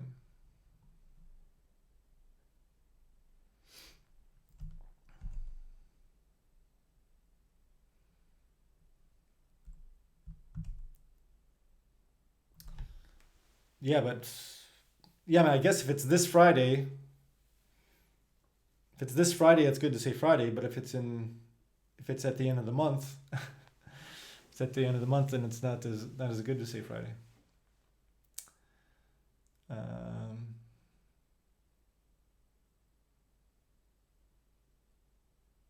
Maybe Friday with a smaller date underneath.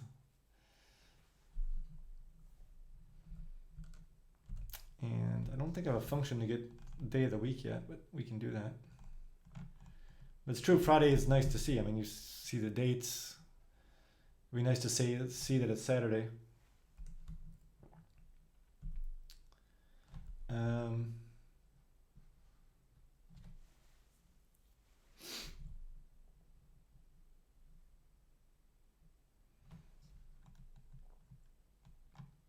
Again, we run into the thing that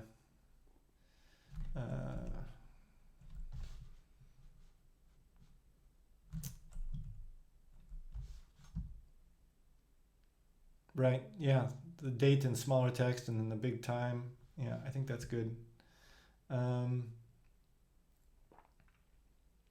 let's go to our utilities functions, where we have our time functions, and maybe add one for day of week. Day, I don't think I have anything for that. Week, no.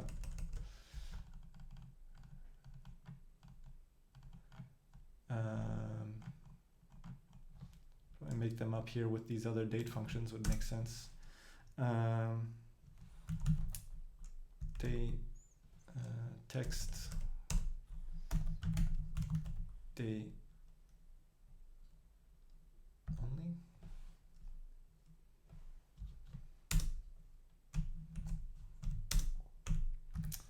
So let's see if we can prompt AI to help us with this. Return the day of the week in locale format. Local language.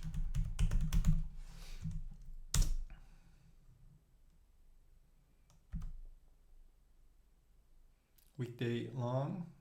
Looks pretty good to me.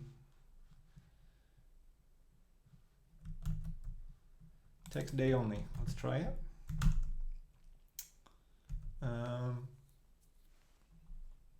Let's see. Where was I? Back in my clock components. Text time only. And so we're going to add another one for the day.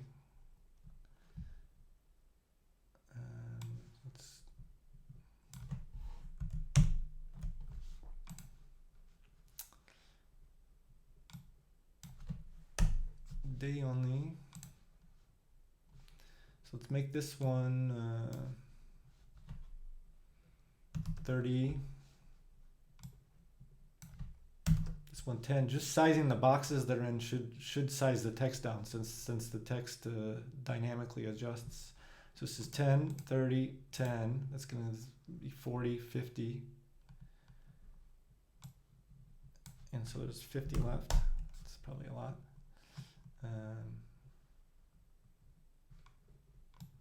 Let's make this 35 and this 45.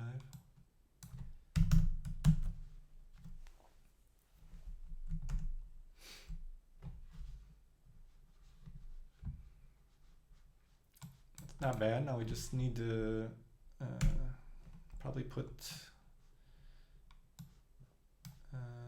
no class on this one, so it just goes to white.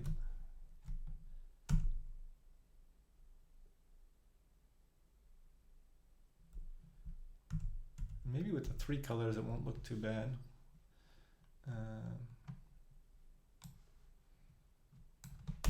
Text color, BV orange.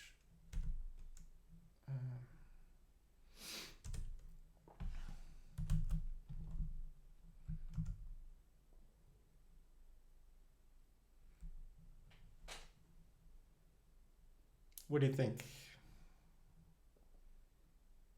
Not bad. Forcing a capitalization, maybe that's also why it's a bit strong. I think that's something in this class that I'm using.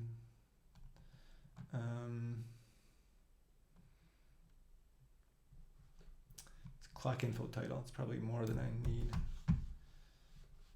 Let's see where that's defined. Clock info title.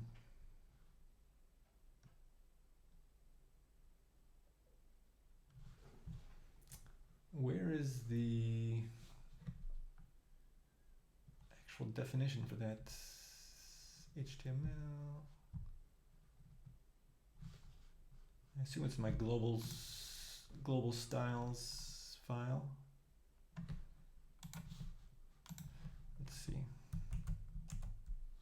Yeah, here we go. So yeah, it does a text to uppercase.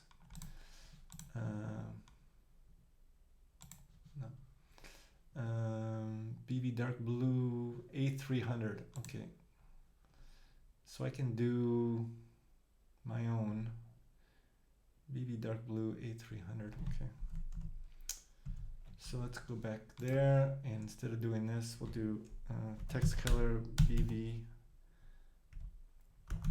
dark blue A300. Is that gonna work?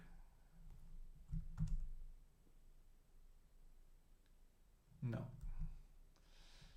It's better in lowercase, not so aggressive. Let's go back to my colors.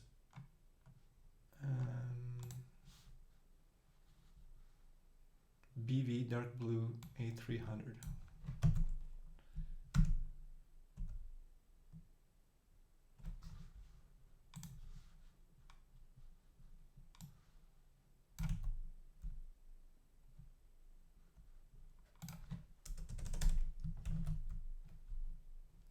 Yeah, the light blue for the day I think works.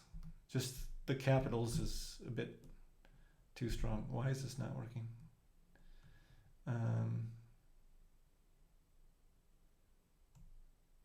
Yeah, I thought it was TC for text color. Shouldn't that work?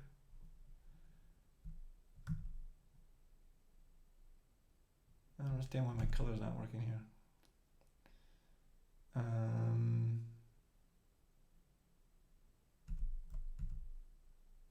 Is it text? That's the default.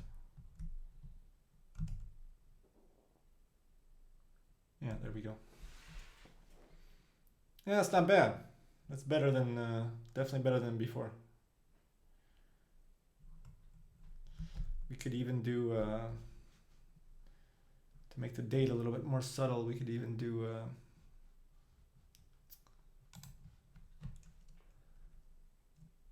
add here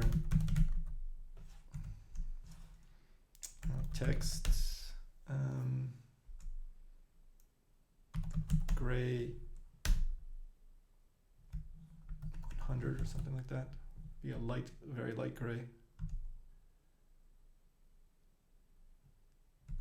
It's not working.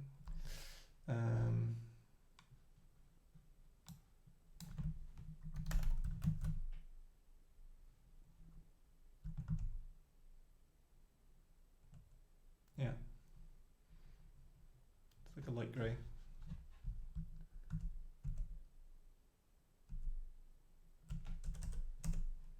Seems very light.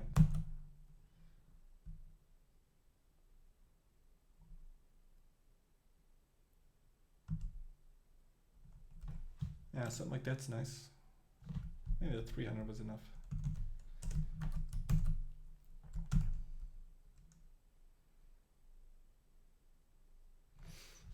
And it should resize with the screen. Not resizing that much, but it should resize vertically at least. Yeah. Start time is staying the same, but that's fine.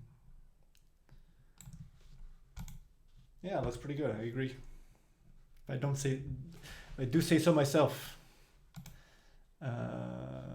Okay, so 5:30 is coming fast. That's tomorrow. So the big thing to do is the mobile version, and asking myself why aren't they the same? It's kind of annoying that I have two different layouts, but I guess it's the mobile version anyways. I need to redo the mobile version. The mobile version of the clock is not great. Everything's tiny up top. It's huge space lost in the middle. I'm not happy with this at all. This needs to be completely redesigned. That's probably for another stream. Add it to my list. Redesign mobile clock. I mean, not major. I think the controls are good where they're at. The controls down at the bottom are nice because you can do it with your thumb. Probably the full screen can just get rid of that. That's actually good for tablet. But these need to have more space. This is all wasted space. These could be taking a lot more space. The blinds are a bit small as well. So this could all be a bit bigger. Time is fine, but just this empty space that's not good. So we'll take a look at that. But let's get this functioning for the mobile view. First of all, why isn't that the same? So tablet and desktop. So let's just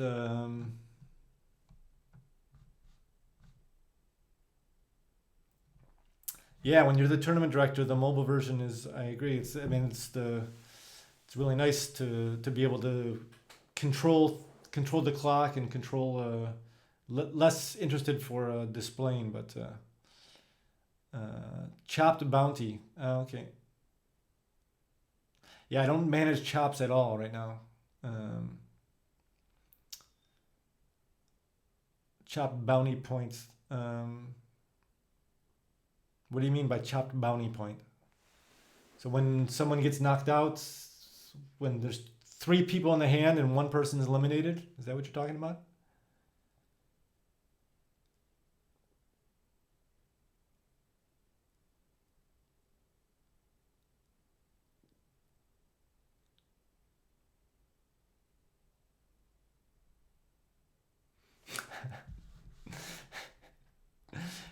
I just got a mod alerts. Uh,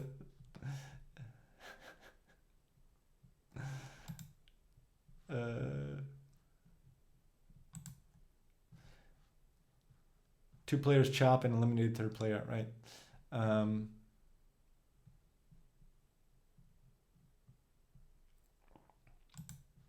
It's just funny. I just got a message. They said your message that you posted was sex words. The automatic mod blocked your post because you said 3-way all in.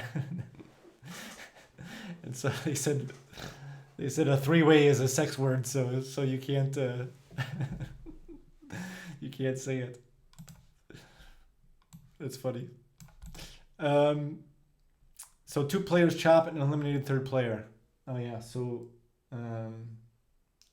I think typically the way that's officially works by tournament, the official tournament rules, is that the player with the biggest stack at the start of the hand gets the bounty.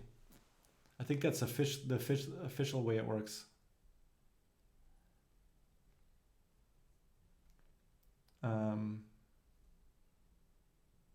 Which is kind of sucks, but that's kind of the way the ties are broken. It's the same way that if 2 players are eliminated in the same hand, the one with the biggest stack gets the higher finish place, the best finish place. And I think it's the same rule for bounties, is that the person with the biggest stack at the start of the hand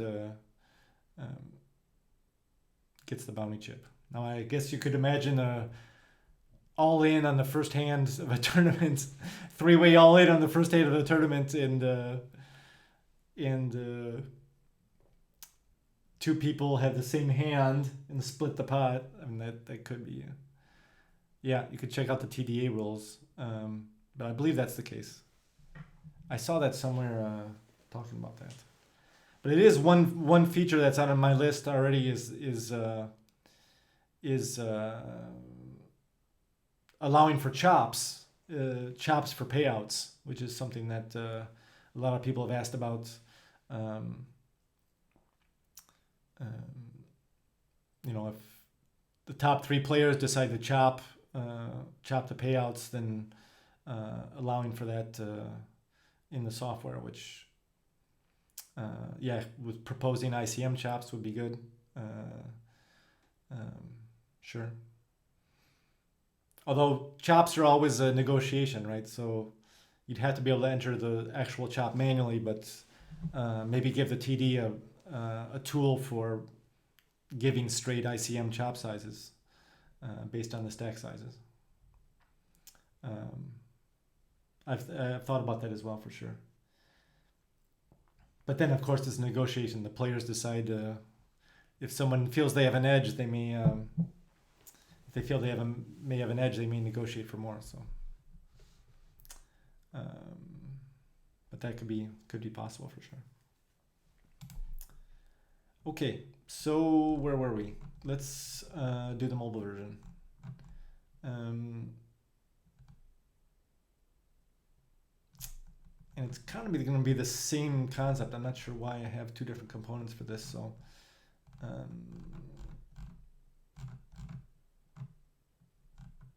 I know the overall layout is different, but we should have the same one for the clock, I think. So,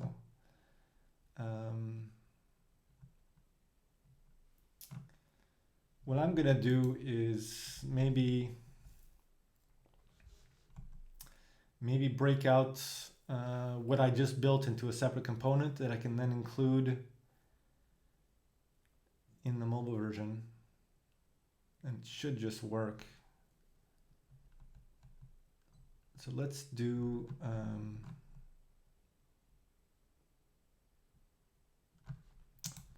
not exactly, because this running time and the next break will be different.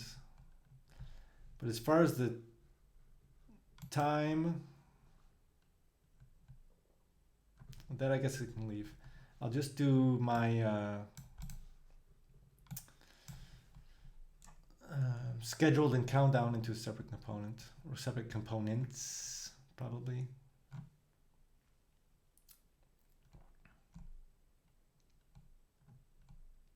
Yeah, let's do it in separate components. So um,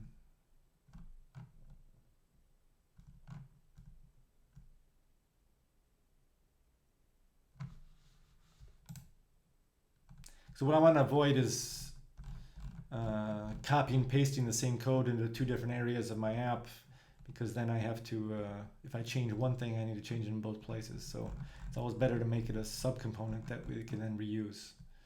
So let's do that. Although a lot of this stuff I've done poorly, like leaving the dates in Norwegian format for years on end. How did it get to Norwegian? I have no idea. I find that hilarious. But when I go back and change things, I try and clean it up at the same time, so make it better. So I'm going to do a command line to generate a new component, and going to make this, let's see, make sure I put it in the right place. Under tournament and under clock. So tournament slash clock slash scheduled, let's call it.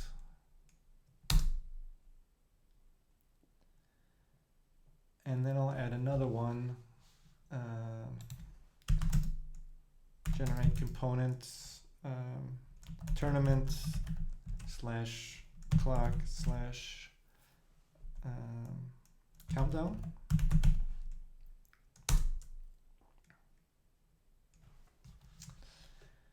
And I do have to do a little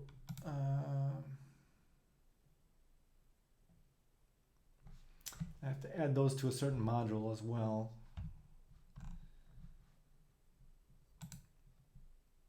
Let's see, the tournament module, I guess.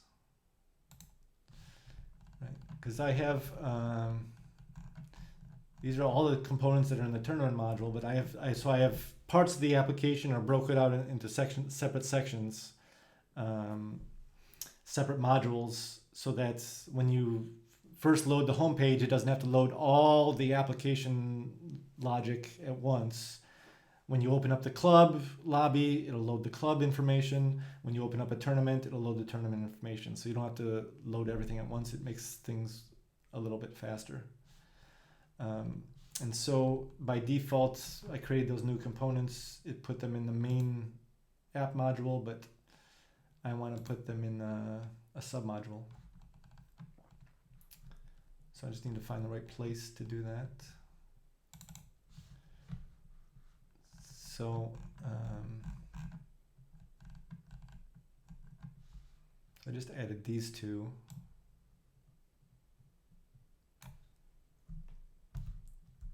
So I'm going to put those in the tournament module instead.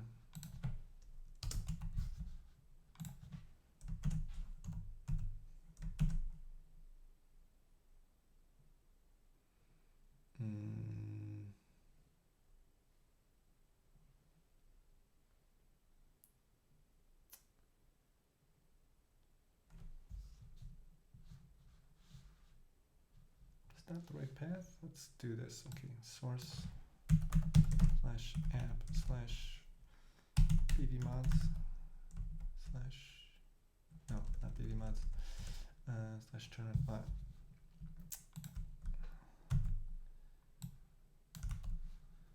Okay, so I'll put them there. So I took them out of there, and then I need to, they're going to get imported at some point. So I'll take these out, under declarations.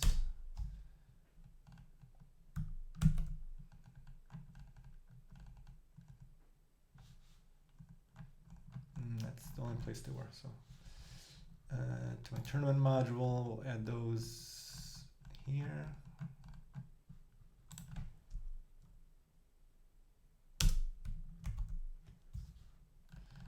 And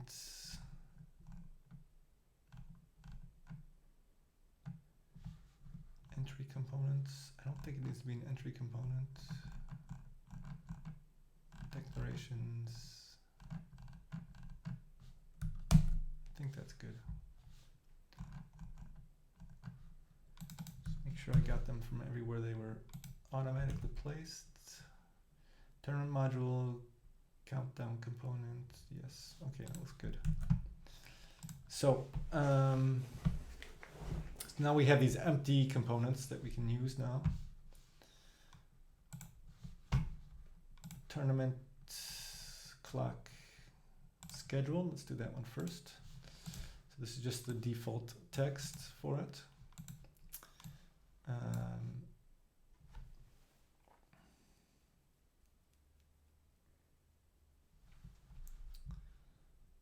So let's look in the clock and see. So this is start time, I called it. Right. So basically want to get this whole component.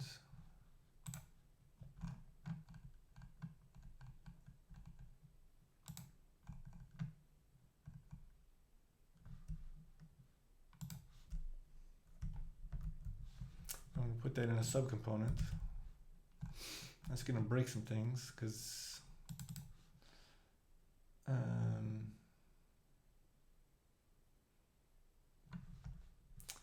this will take out the if condition we'll put in the other one, in the main parent component. So here we'll do just app schedule, which will include this component, and then our condition. There's still going to be some things broken because this is, we need the utility service here.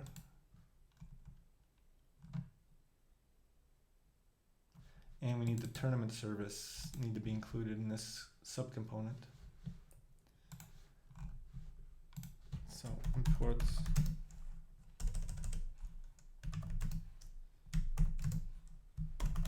util service.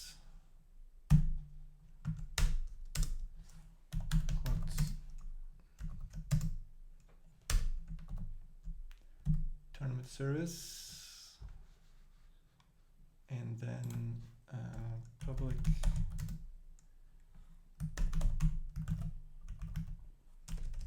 how do I call it? Util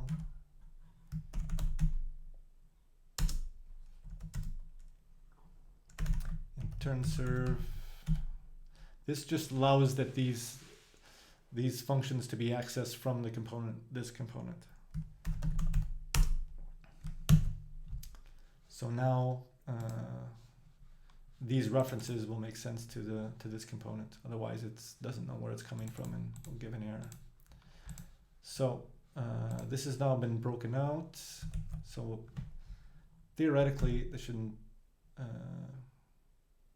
not have changed anything. What is missing?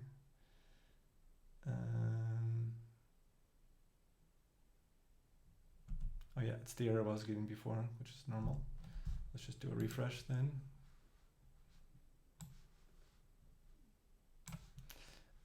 Turn serve. Why I did find that. Did I not make it public? Oh yeah. By default, they're private. They're only accessible within this code piece. I have to make it public to make it accessible from the HTML itself. There we go. A little bit weird here. That's probably because I'm missing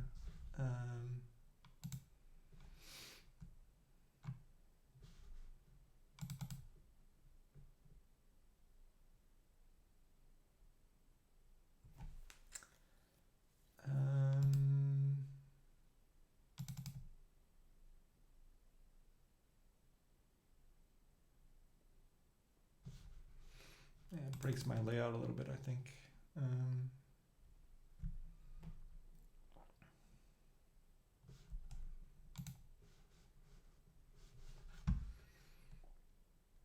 Bear with me.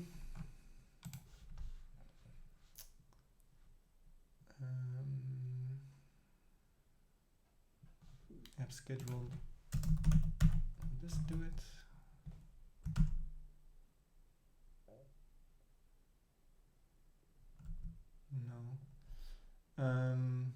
See what's happening here exactly.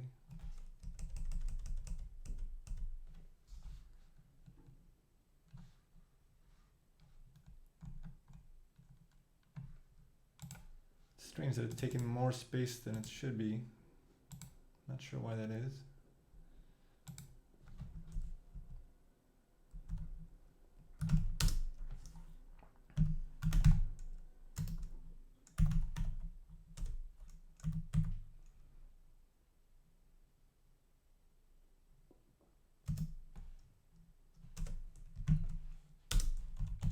See if we wrap it within a div, if that works.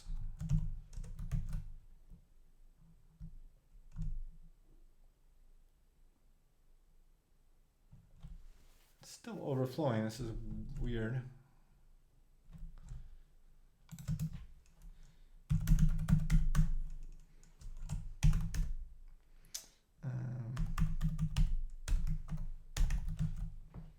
Famous background trick to figure out what's exactly happening.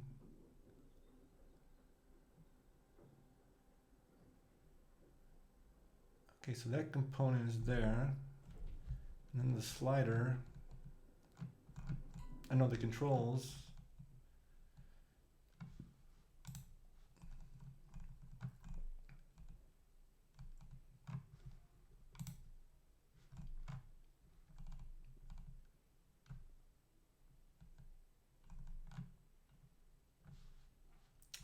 It's my countdown, and so this is the controls. Okay, so it goes down to this one.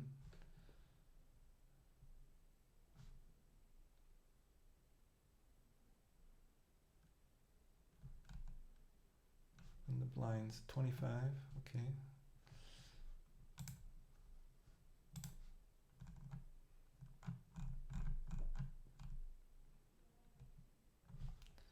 This whole thing is 50.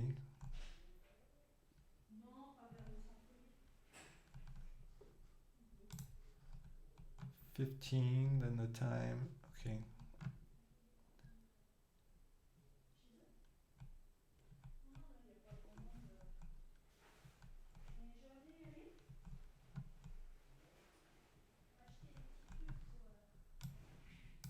Just that should not be flexed, probably. Is that what it is? No.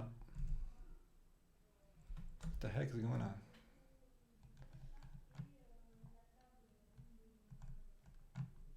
This one is not here yet.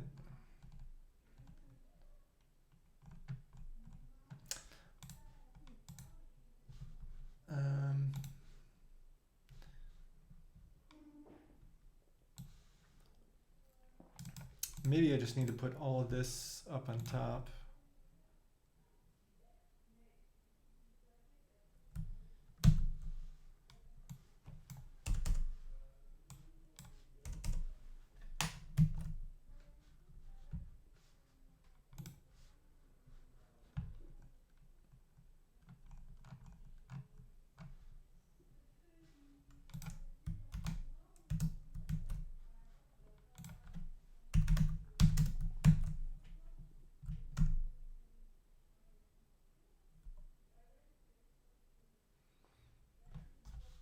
Okay, part of the problem is solved.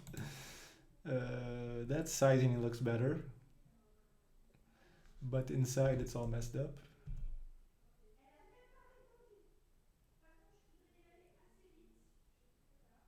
Okay, let's look inside my schedule one.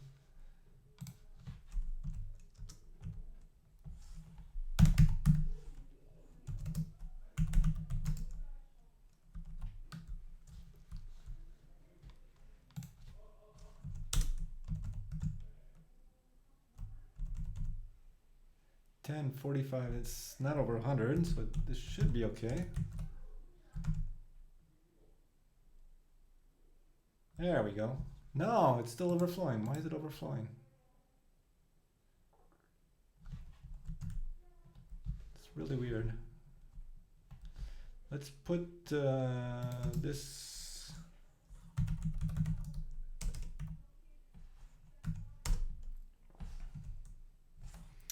background red.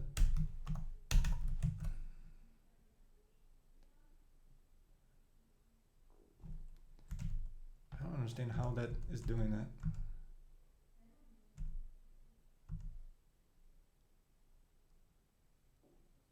Well, that's interesting. Let's do full width on this one.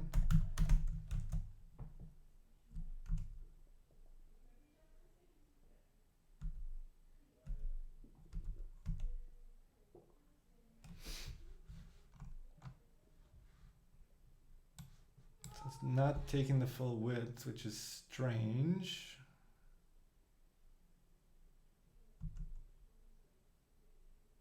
But okay, why not? But why is it bigger than it needs to be?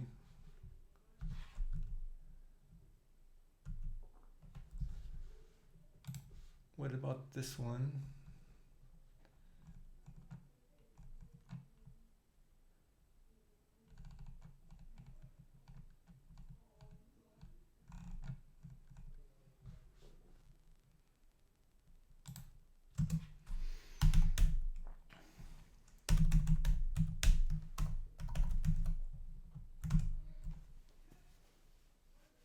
These are the things that drive you crazy when you're developing. So that size is not overflowing.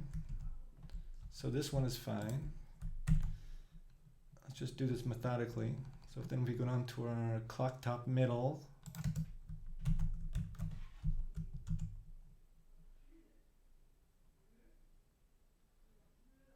That is not overflowing.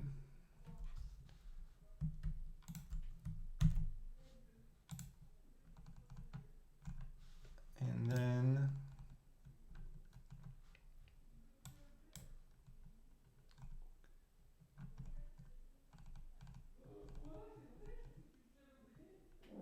we go down to, let's see.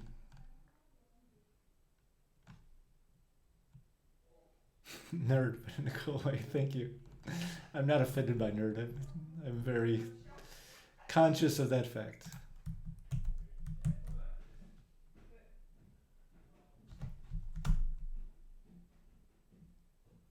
So this one is going over, that's for sure.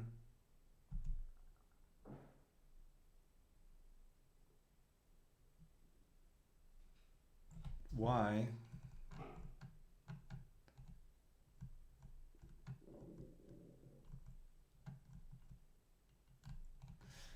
I'm gonna just go, for the moment, I'm gonna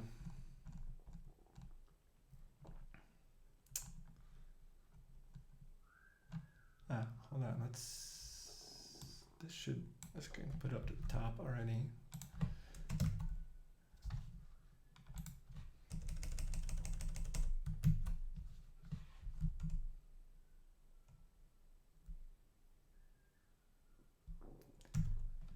And then let's put the other one in a subcomponent as well. Right now, the countdown, just to give everything a bit cleaner here. So let's copy this one and do something similar.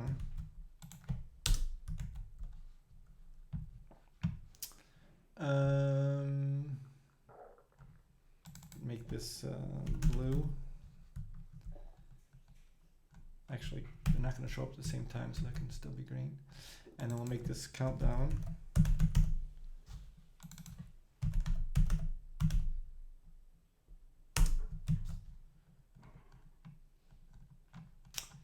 And then now we need to put the right condition on there. It's not the same here.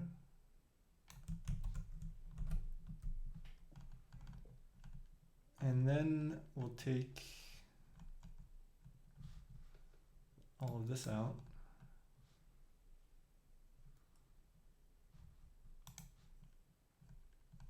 Yeah, down to here.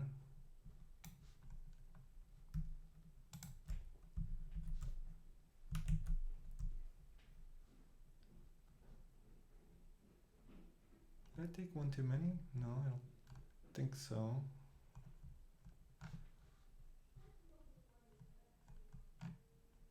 That should be okay. So then we'll look for the countdown component that we created. Put this in there. And same with schedule, it's going to have access to the services that we added, that we're using. So we'll put that in there.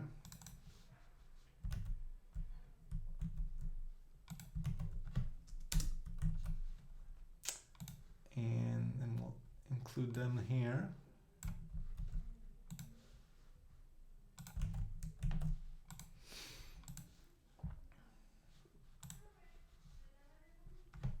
So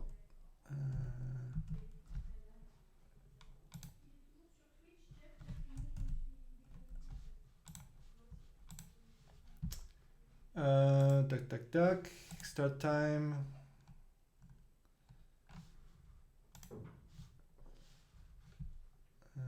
Let's see, why is this not working now? Get countdown is a function in that needs to be in my component. So I need to take it out of the clock and put it in here. Let's see that.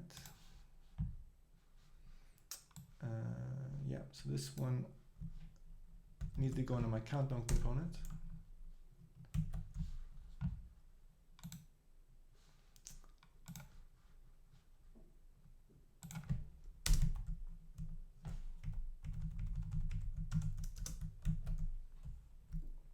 And it should be better.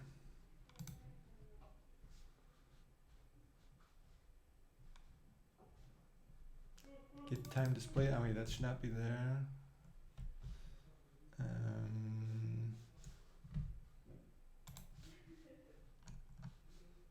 This condition should not be there.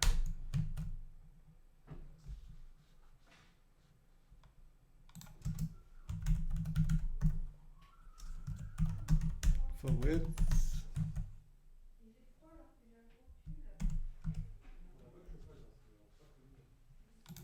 So there, now let's see if the countdown works. Probably have to cut the stream off in a bit. I won't be finishing before this is over, but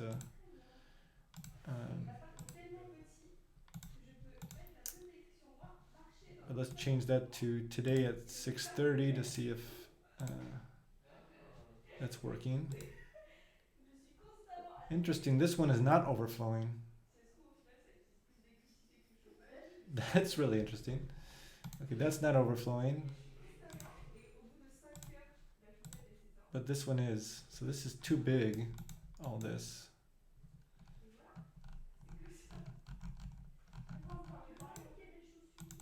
Our time is really big now. Or our date. Why is that?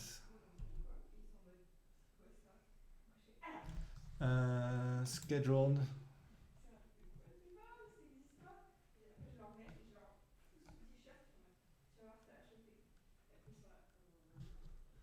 Layout flex. Count flex 10. 35, 10. It should be small. Why is it big?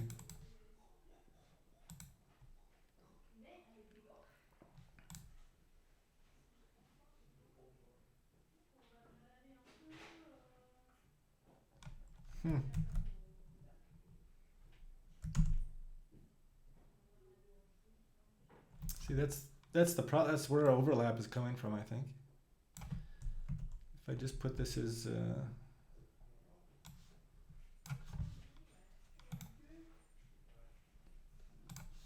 me comment this out and put just the text in there and see what happens.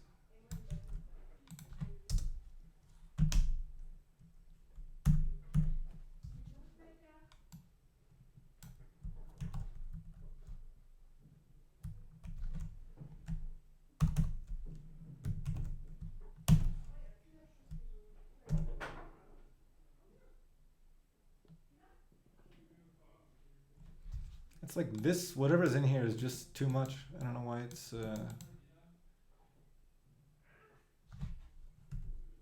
it's overflowing like that. What's different? What's different?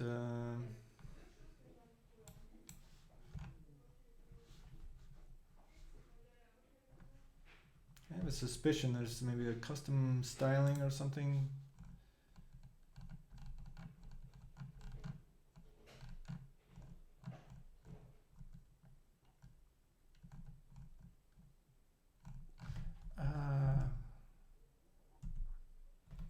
Maybe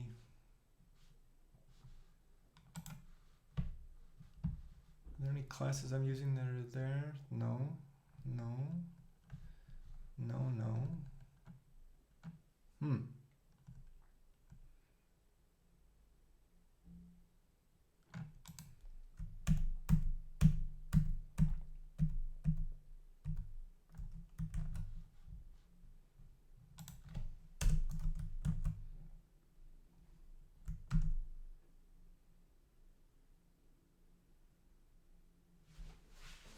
It's back to being huge for some reason.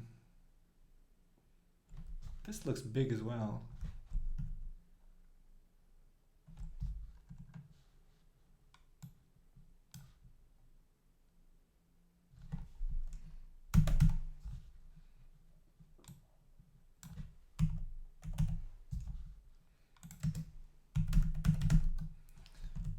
Let's call this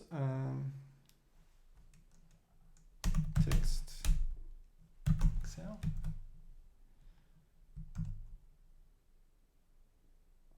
That looks better.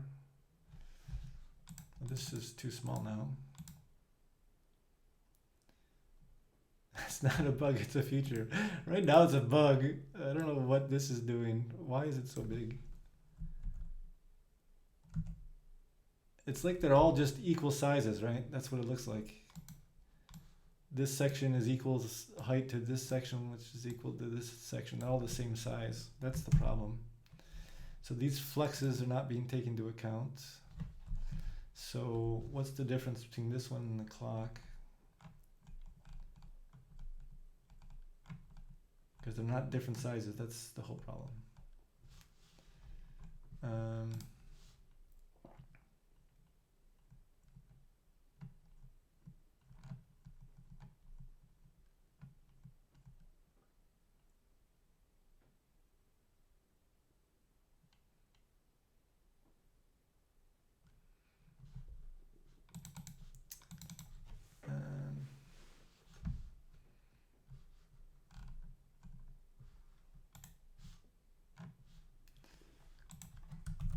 Clock top middle. Is there any special?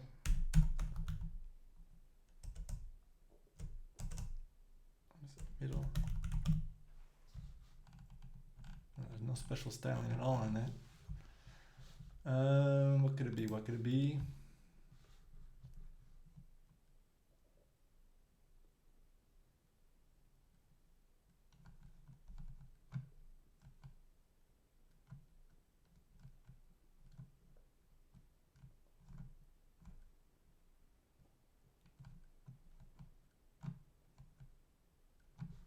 We've got the layout column, layout line, to flex.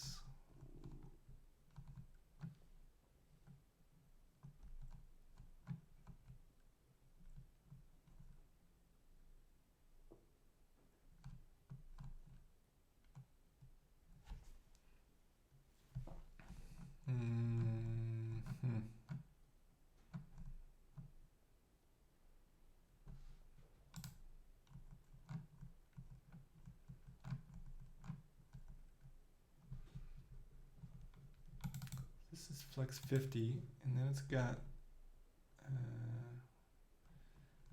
15, and then a flex, and then that one. This one is a flex, it should take the whole thing.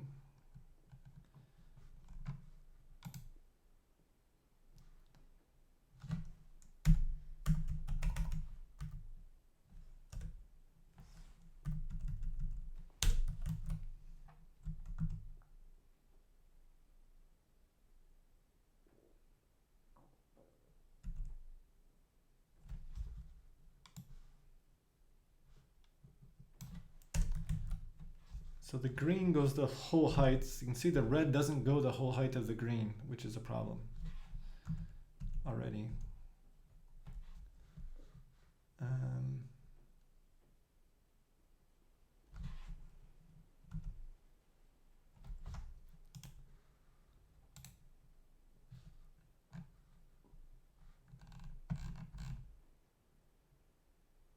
no padding. It's just smaller.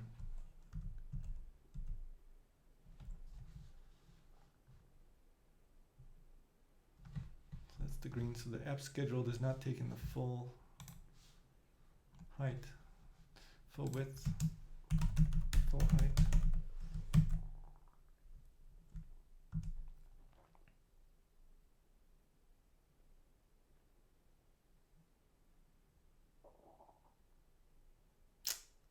Aha!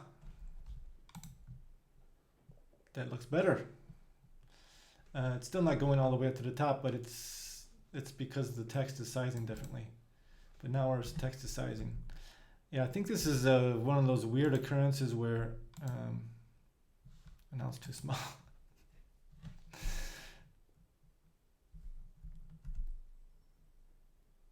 What the heck?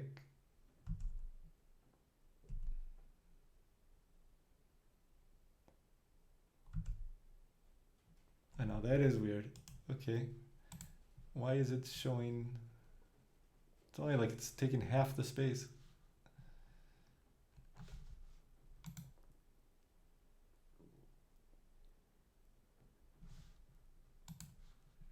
Is this another resize bug? Yeah, it's another resize bug.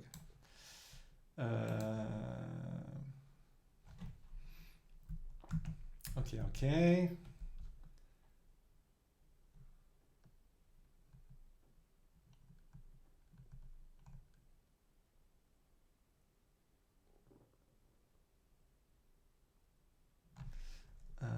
Let's just do this. Let's call it class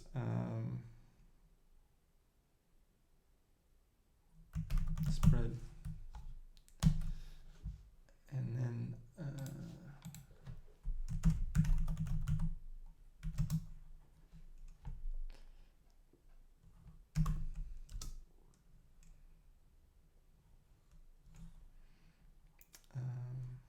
width.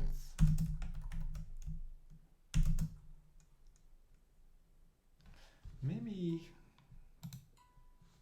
I shouldn't have flex here. Maybe that's the problem.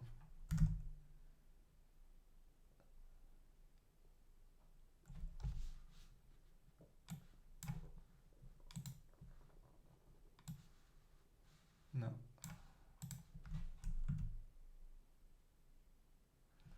Let's see if I do width 100%,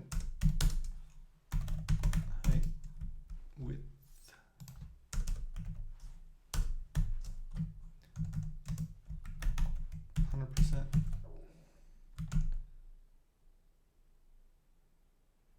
It's baffling to me why this is not all red.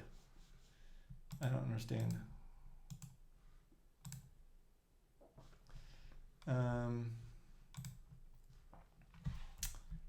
Let's ask our AI friend. Maybe they're gonna know.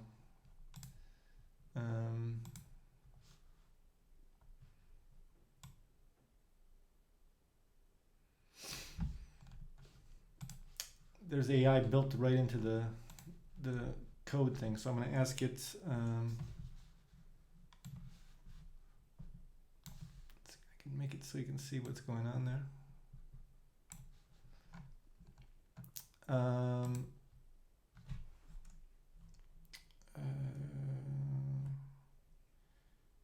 In this Angular application, I have a custom component that is not taking up the full space of the parent, even with width 100% and height 100%.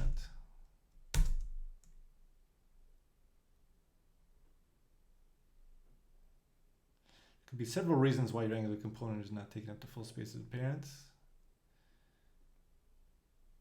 Ensure that the parent element takes it up, which it does. Box sizing, display block or display flex, maybe.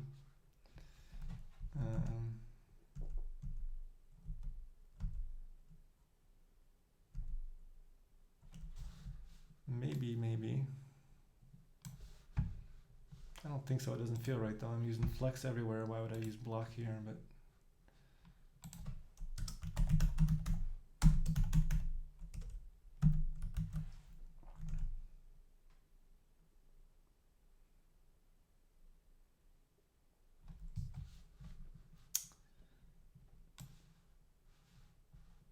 no, no.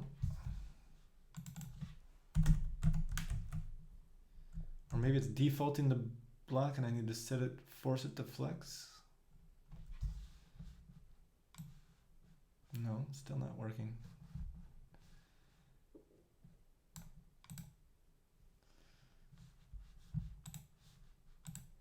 This is where I start pulling my gray hair out. So that's doing nothing, so let's get rid of that. It's probably something stupid. Usually is something stupid when this happens.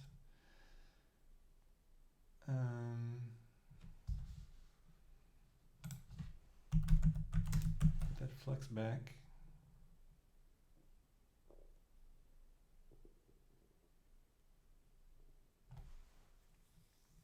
Layout column, we got 10, 45, 55, 90. It's only 90 right now. It's still, so that should maybe, is that why it's not adding up to 100? Still not taking up the whole space. Now we're back to losing our, when this says flex, then I get,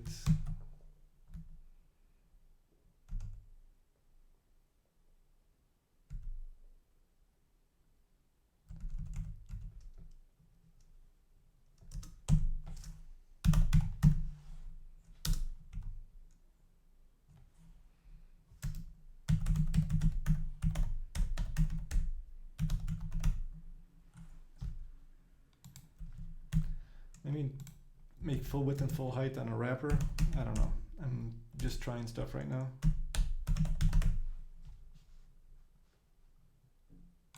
If our AI overlords don't know how to fix it, how am I supposed to know?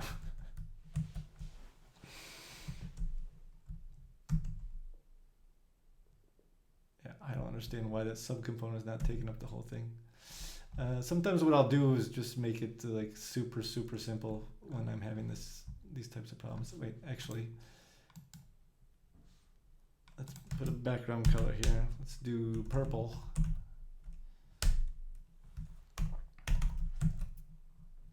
Because maybe this one's taking up the whole thing, but my other one is not. No, there's no purple. So that means that's all the space that's being allocated. Right? Because if I take this out, then it should be the same, but just purple. Yeah.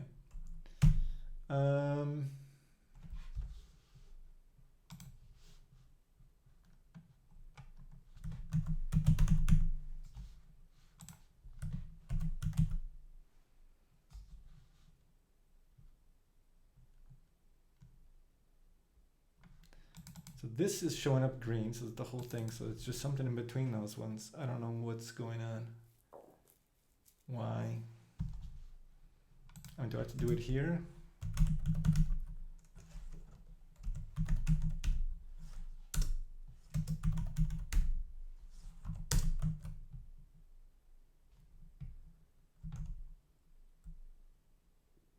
Voila, voila, voila.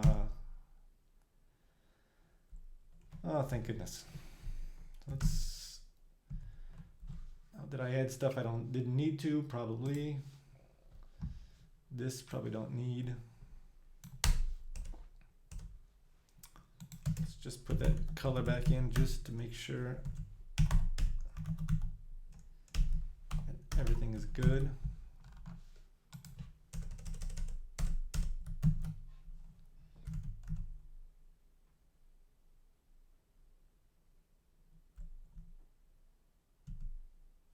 Mm, 45, 55, 80, 90. Oh yeah, the start time is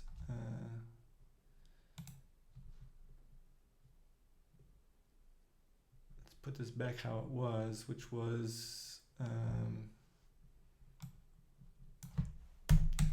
each one.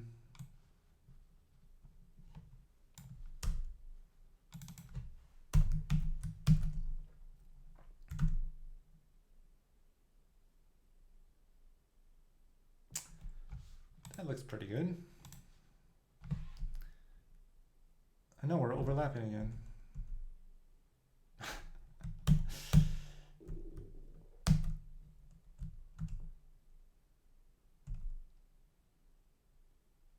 Oh, come on, what it's, yeah.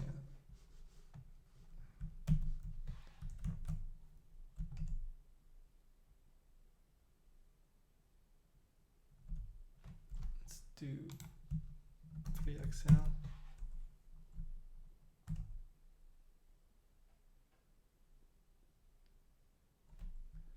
Let's take out our background colors.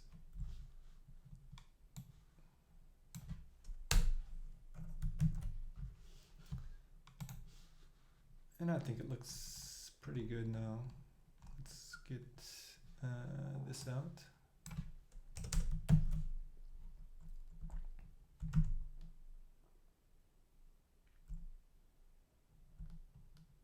And then just I'm going to put a little bit of margin on the top of it.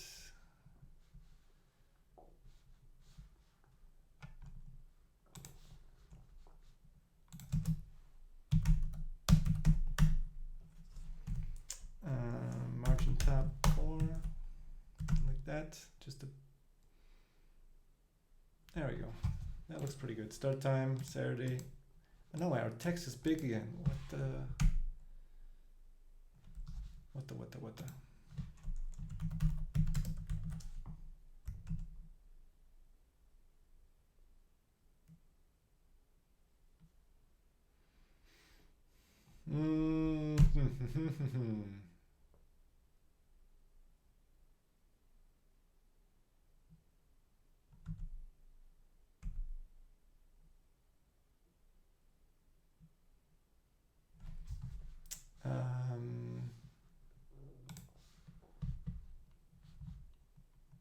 Yeah, the date is bigger again. I'm not sure.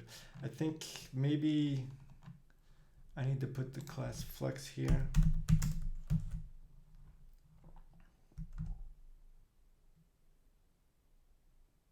There we go. Now we're talking. This looks more like what it was before.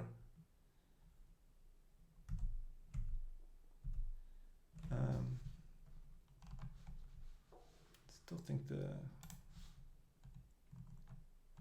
yeah, it's pretty good. Okay.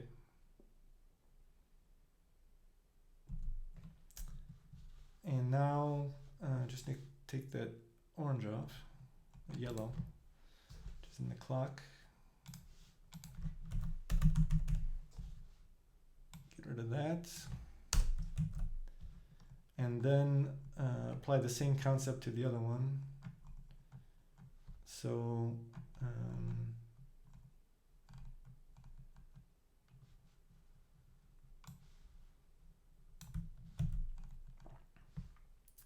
add these here and the countdown. Make sure it's a countdown now. I think this is gonna be a real countdown because I think I'm gonna stop at 6:30 my time here.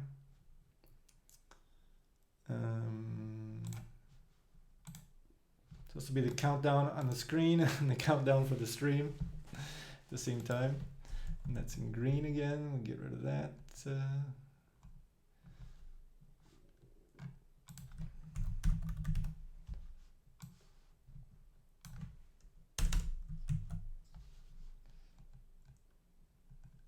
Okay, so that's working, that's working. So now, that's the mobile version that we need to do. What we have left to do is the mobile version, and we have the translations to do.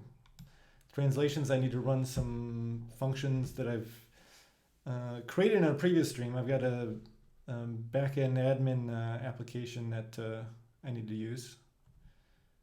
Yeah, you're welcome. I think it's a nice improvement. We did this in the last stream. We had someone come on that there was a small sorting bug in the results page or the players tab, and so we improved the way the sorting does and got rid of the leaderboard ranking and the alphabetical ranking and just did a single sort on the players table. That's a lot cleaner. So I really appreciate getting input from the users, because they're the ones using it every day and know what's best. I think in a lot of cases, or know what they need, know what the pain points are. So this is great. I think it's going to be a nice little improvement. So okay, I appreciate that. I look forward to seeing you in some future streams. May do a short stream tomorrow at some point, maybe to finish up this feature. And then otherwise, mostly I'll be streaming on Fridays. That's the plan. Love your product and continue to recommend it. I love to hear that. I really appreciate it. So we live by word of mouth. So really appreciate you spreading the word.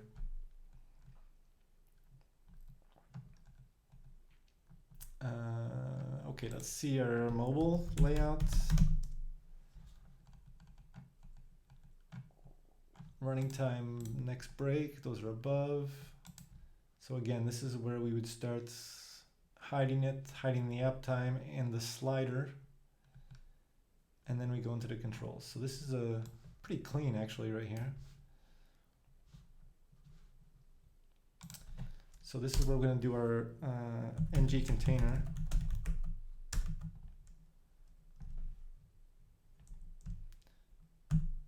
And then these will both go into that one. It should be a lot faster now that I made the subcomponents. And so then, let's see, yeah.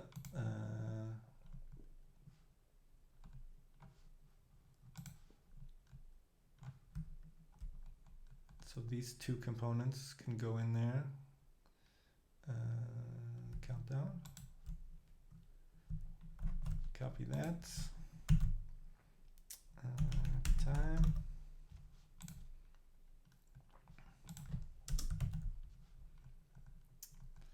And then we just need the condition from the top. Container. Go up to the first one. Take this condition.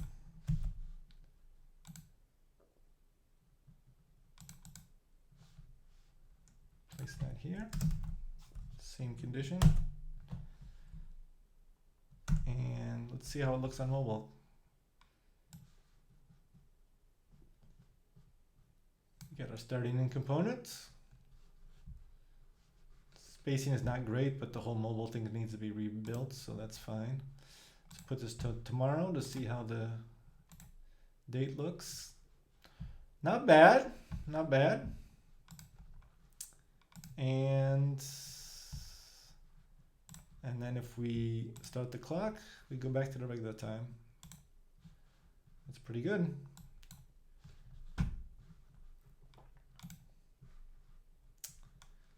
Let's put it back to the countdown.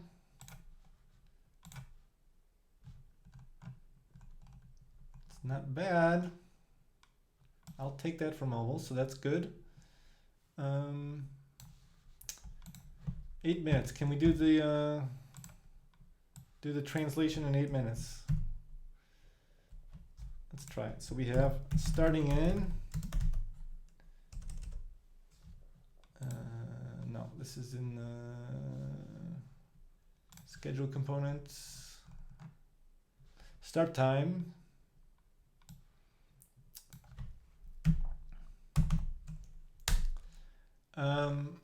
So we're gonna do start time. Translate.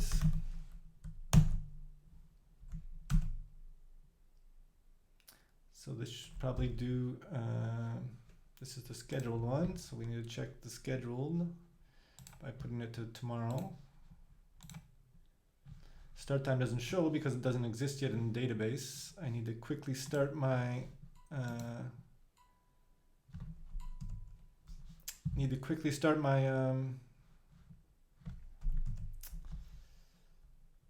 dev backend server, back office server. So let's do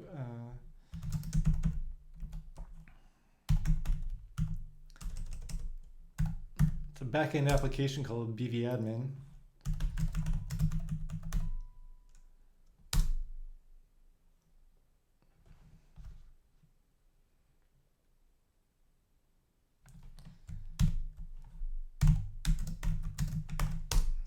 Version of node,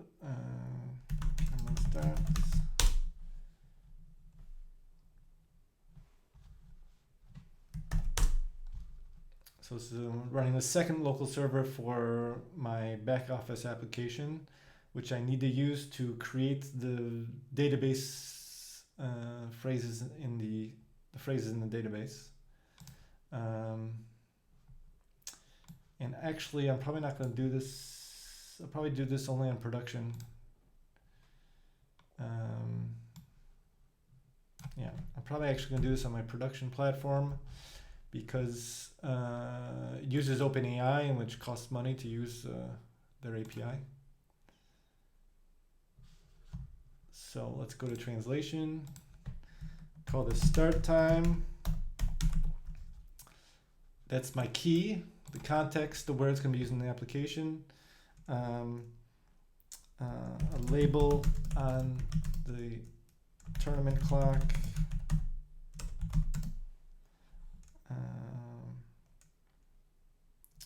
For the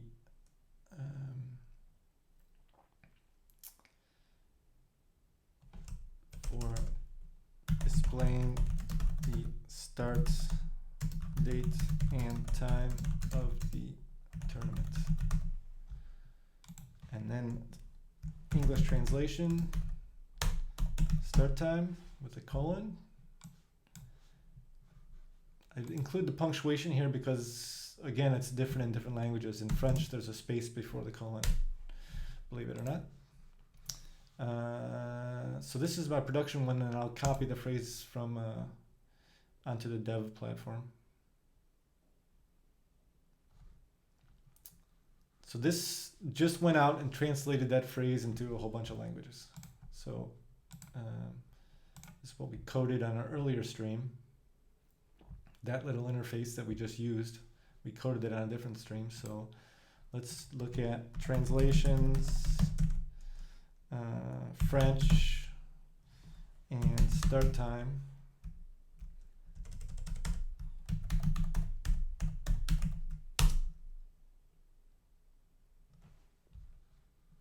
Le début. Voilà. Donc, it was translated into French. And let's add the other one right away. So start time, and then the other one is starting in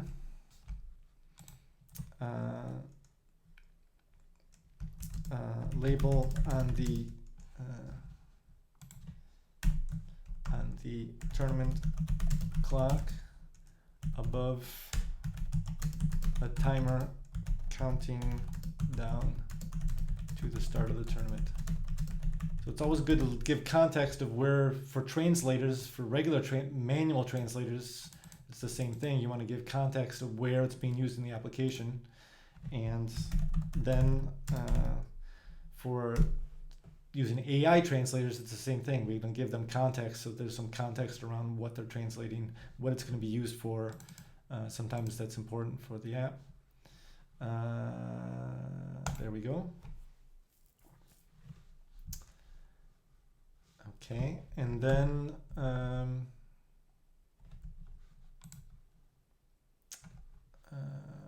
so this one should, if I copy this now to English, to my, let's copy the French one. It's a little bit, we know it's a translation this way.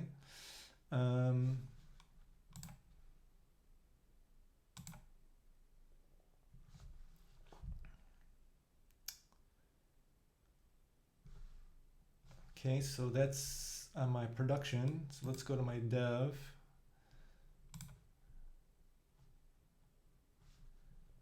And go to the same thing, translations, French, start time. Should be nothing there on my dev server. And then I'll import it when I just exported. Downloads.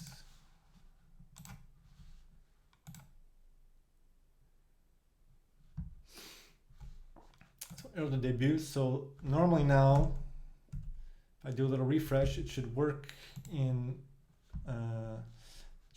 if I'm in French, but not in English. So here it hasn't been I don't have the text in the database on dev for English yet. So if I switch to French, it should show error the debut. Okay. So that's good, and then we just need to add the phrase in our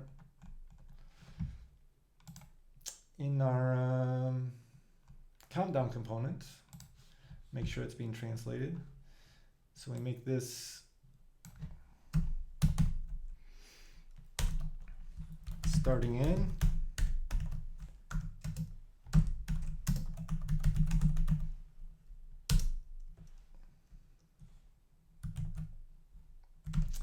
And let's do the same thing. Let's copy that one from production just to make sure. Translations / starting in. Débutant.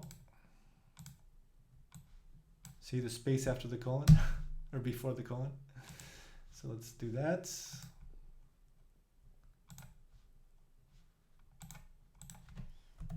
Translations are starting in.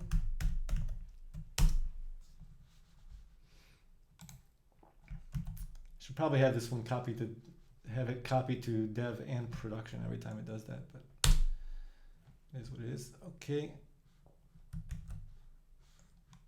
Oops. And so then if we make this the countdown mode,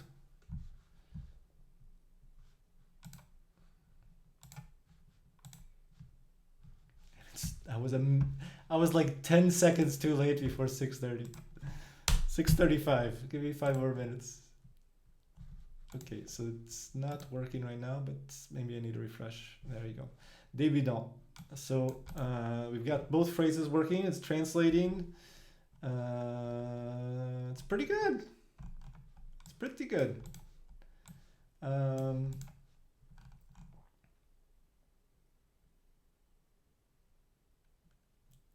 think we're pretty much done, right? Yeah, since it's a single component, it's translated in both mobile and desktop versions. And I think we're good.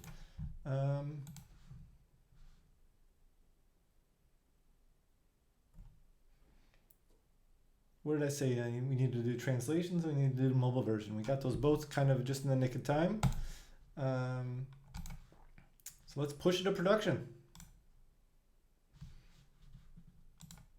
It's a Friday. Whoever said it was a bad idea to push things to production on a Friday? Elegant language, débutant. Yeah, a lot of things sound good in French, even when you're saying crude things. They sound nice. So, let's see.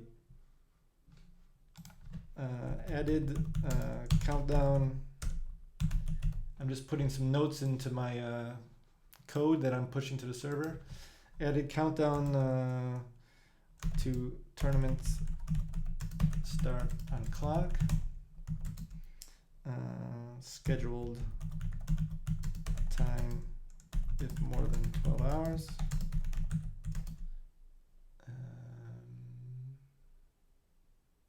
Yeah, I think that's pretty good.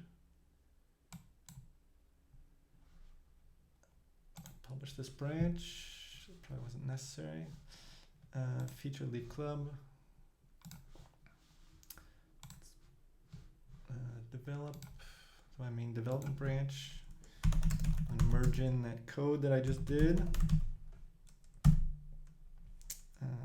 What did I call it? Countdown? No. Oh no, leave. Was a branch that called leave club because that's what I was supposed to be coding. Whoops. Before we changed plans. And then I'm gonna merge that code into my master branch. And once I push that to the server, it is automatically gonna deploy that code onto the production server. And so within a few minutes, the new feature should be deployed on BlindValley. Yeah, this is normal. It's because I switched the code that I was on.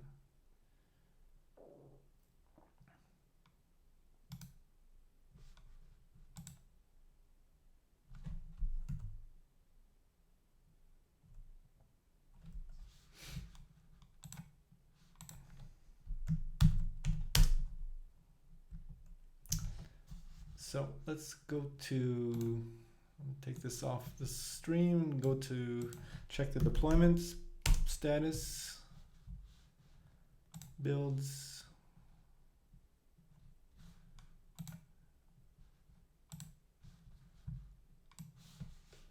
I use Netlify for hosting, which is a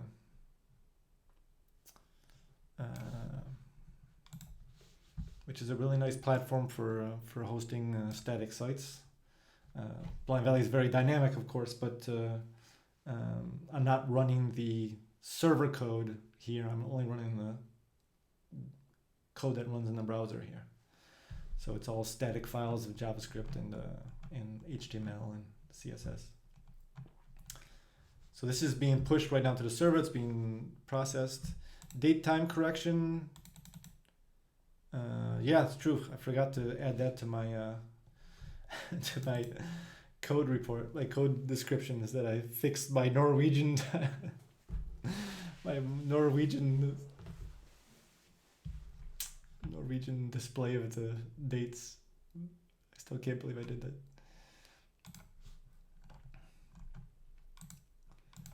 I'll also take a couple minutes, but it should be up shortly. This should be working now, right? Why is this not working now? Kind of scares me.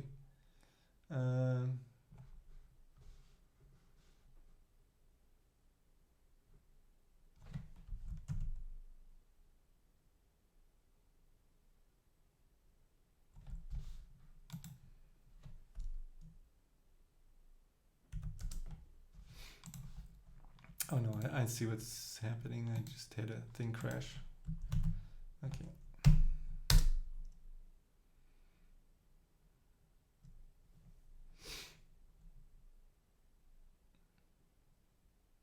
People will not be happy if I crash BlindValley on a Friday night. That's for sure.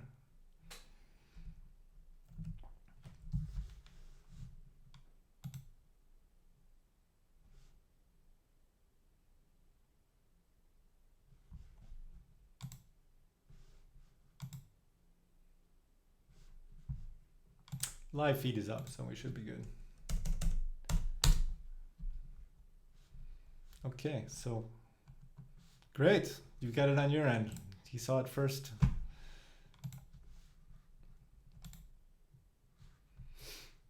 This one, so if we change the date, so this is, I'm on blindvalley.com, so I'm on the production server. And so if we set this to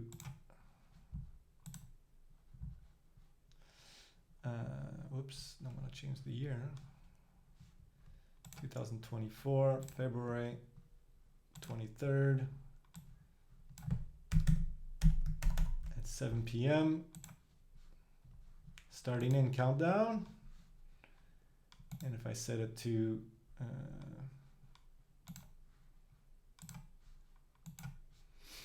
there we go. Looks pretty good. Well, thank you for making BlindValley better today. It's gonna try and make it a little bit better every Friday. So That's cool. I like it. Thanks for the idea and inspiration and I think that's how I really like doing those things that that the users request on demand, kind of, and then if I don't have any requests, I'll just work on some of the things that are on my very long list of improvements. So I think that's good. Thanks so much, and again, if you're not already following, follow on Twitch, and you'll get noticed whenever I go online, because I will have probably some unscheduled streams as well. I'm going to try to do, anytime I'm coding on Blind Valet, I'm going to try and do it on Twitch as well, so that I'm available if people have questions. So, well, thanks for watching, and we'll talk to you next time. À très bientôt. Ciao.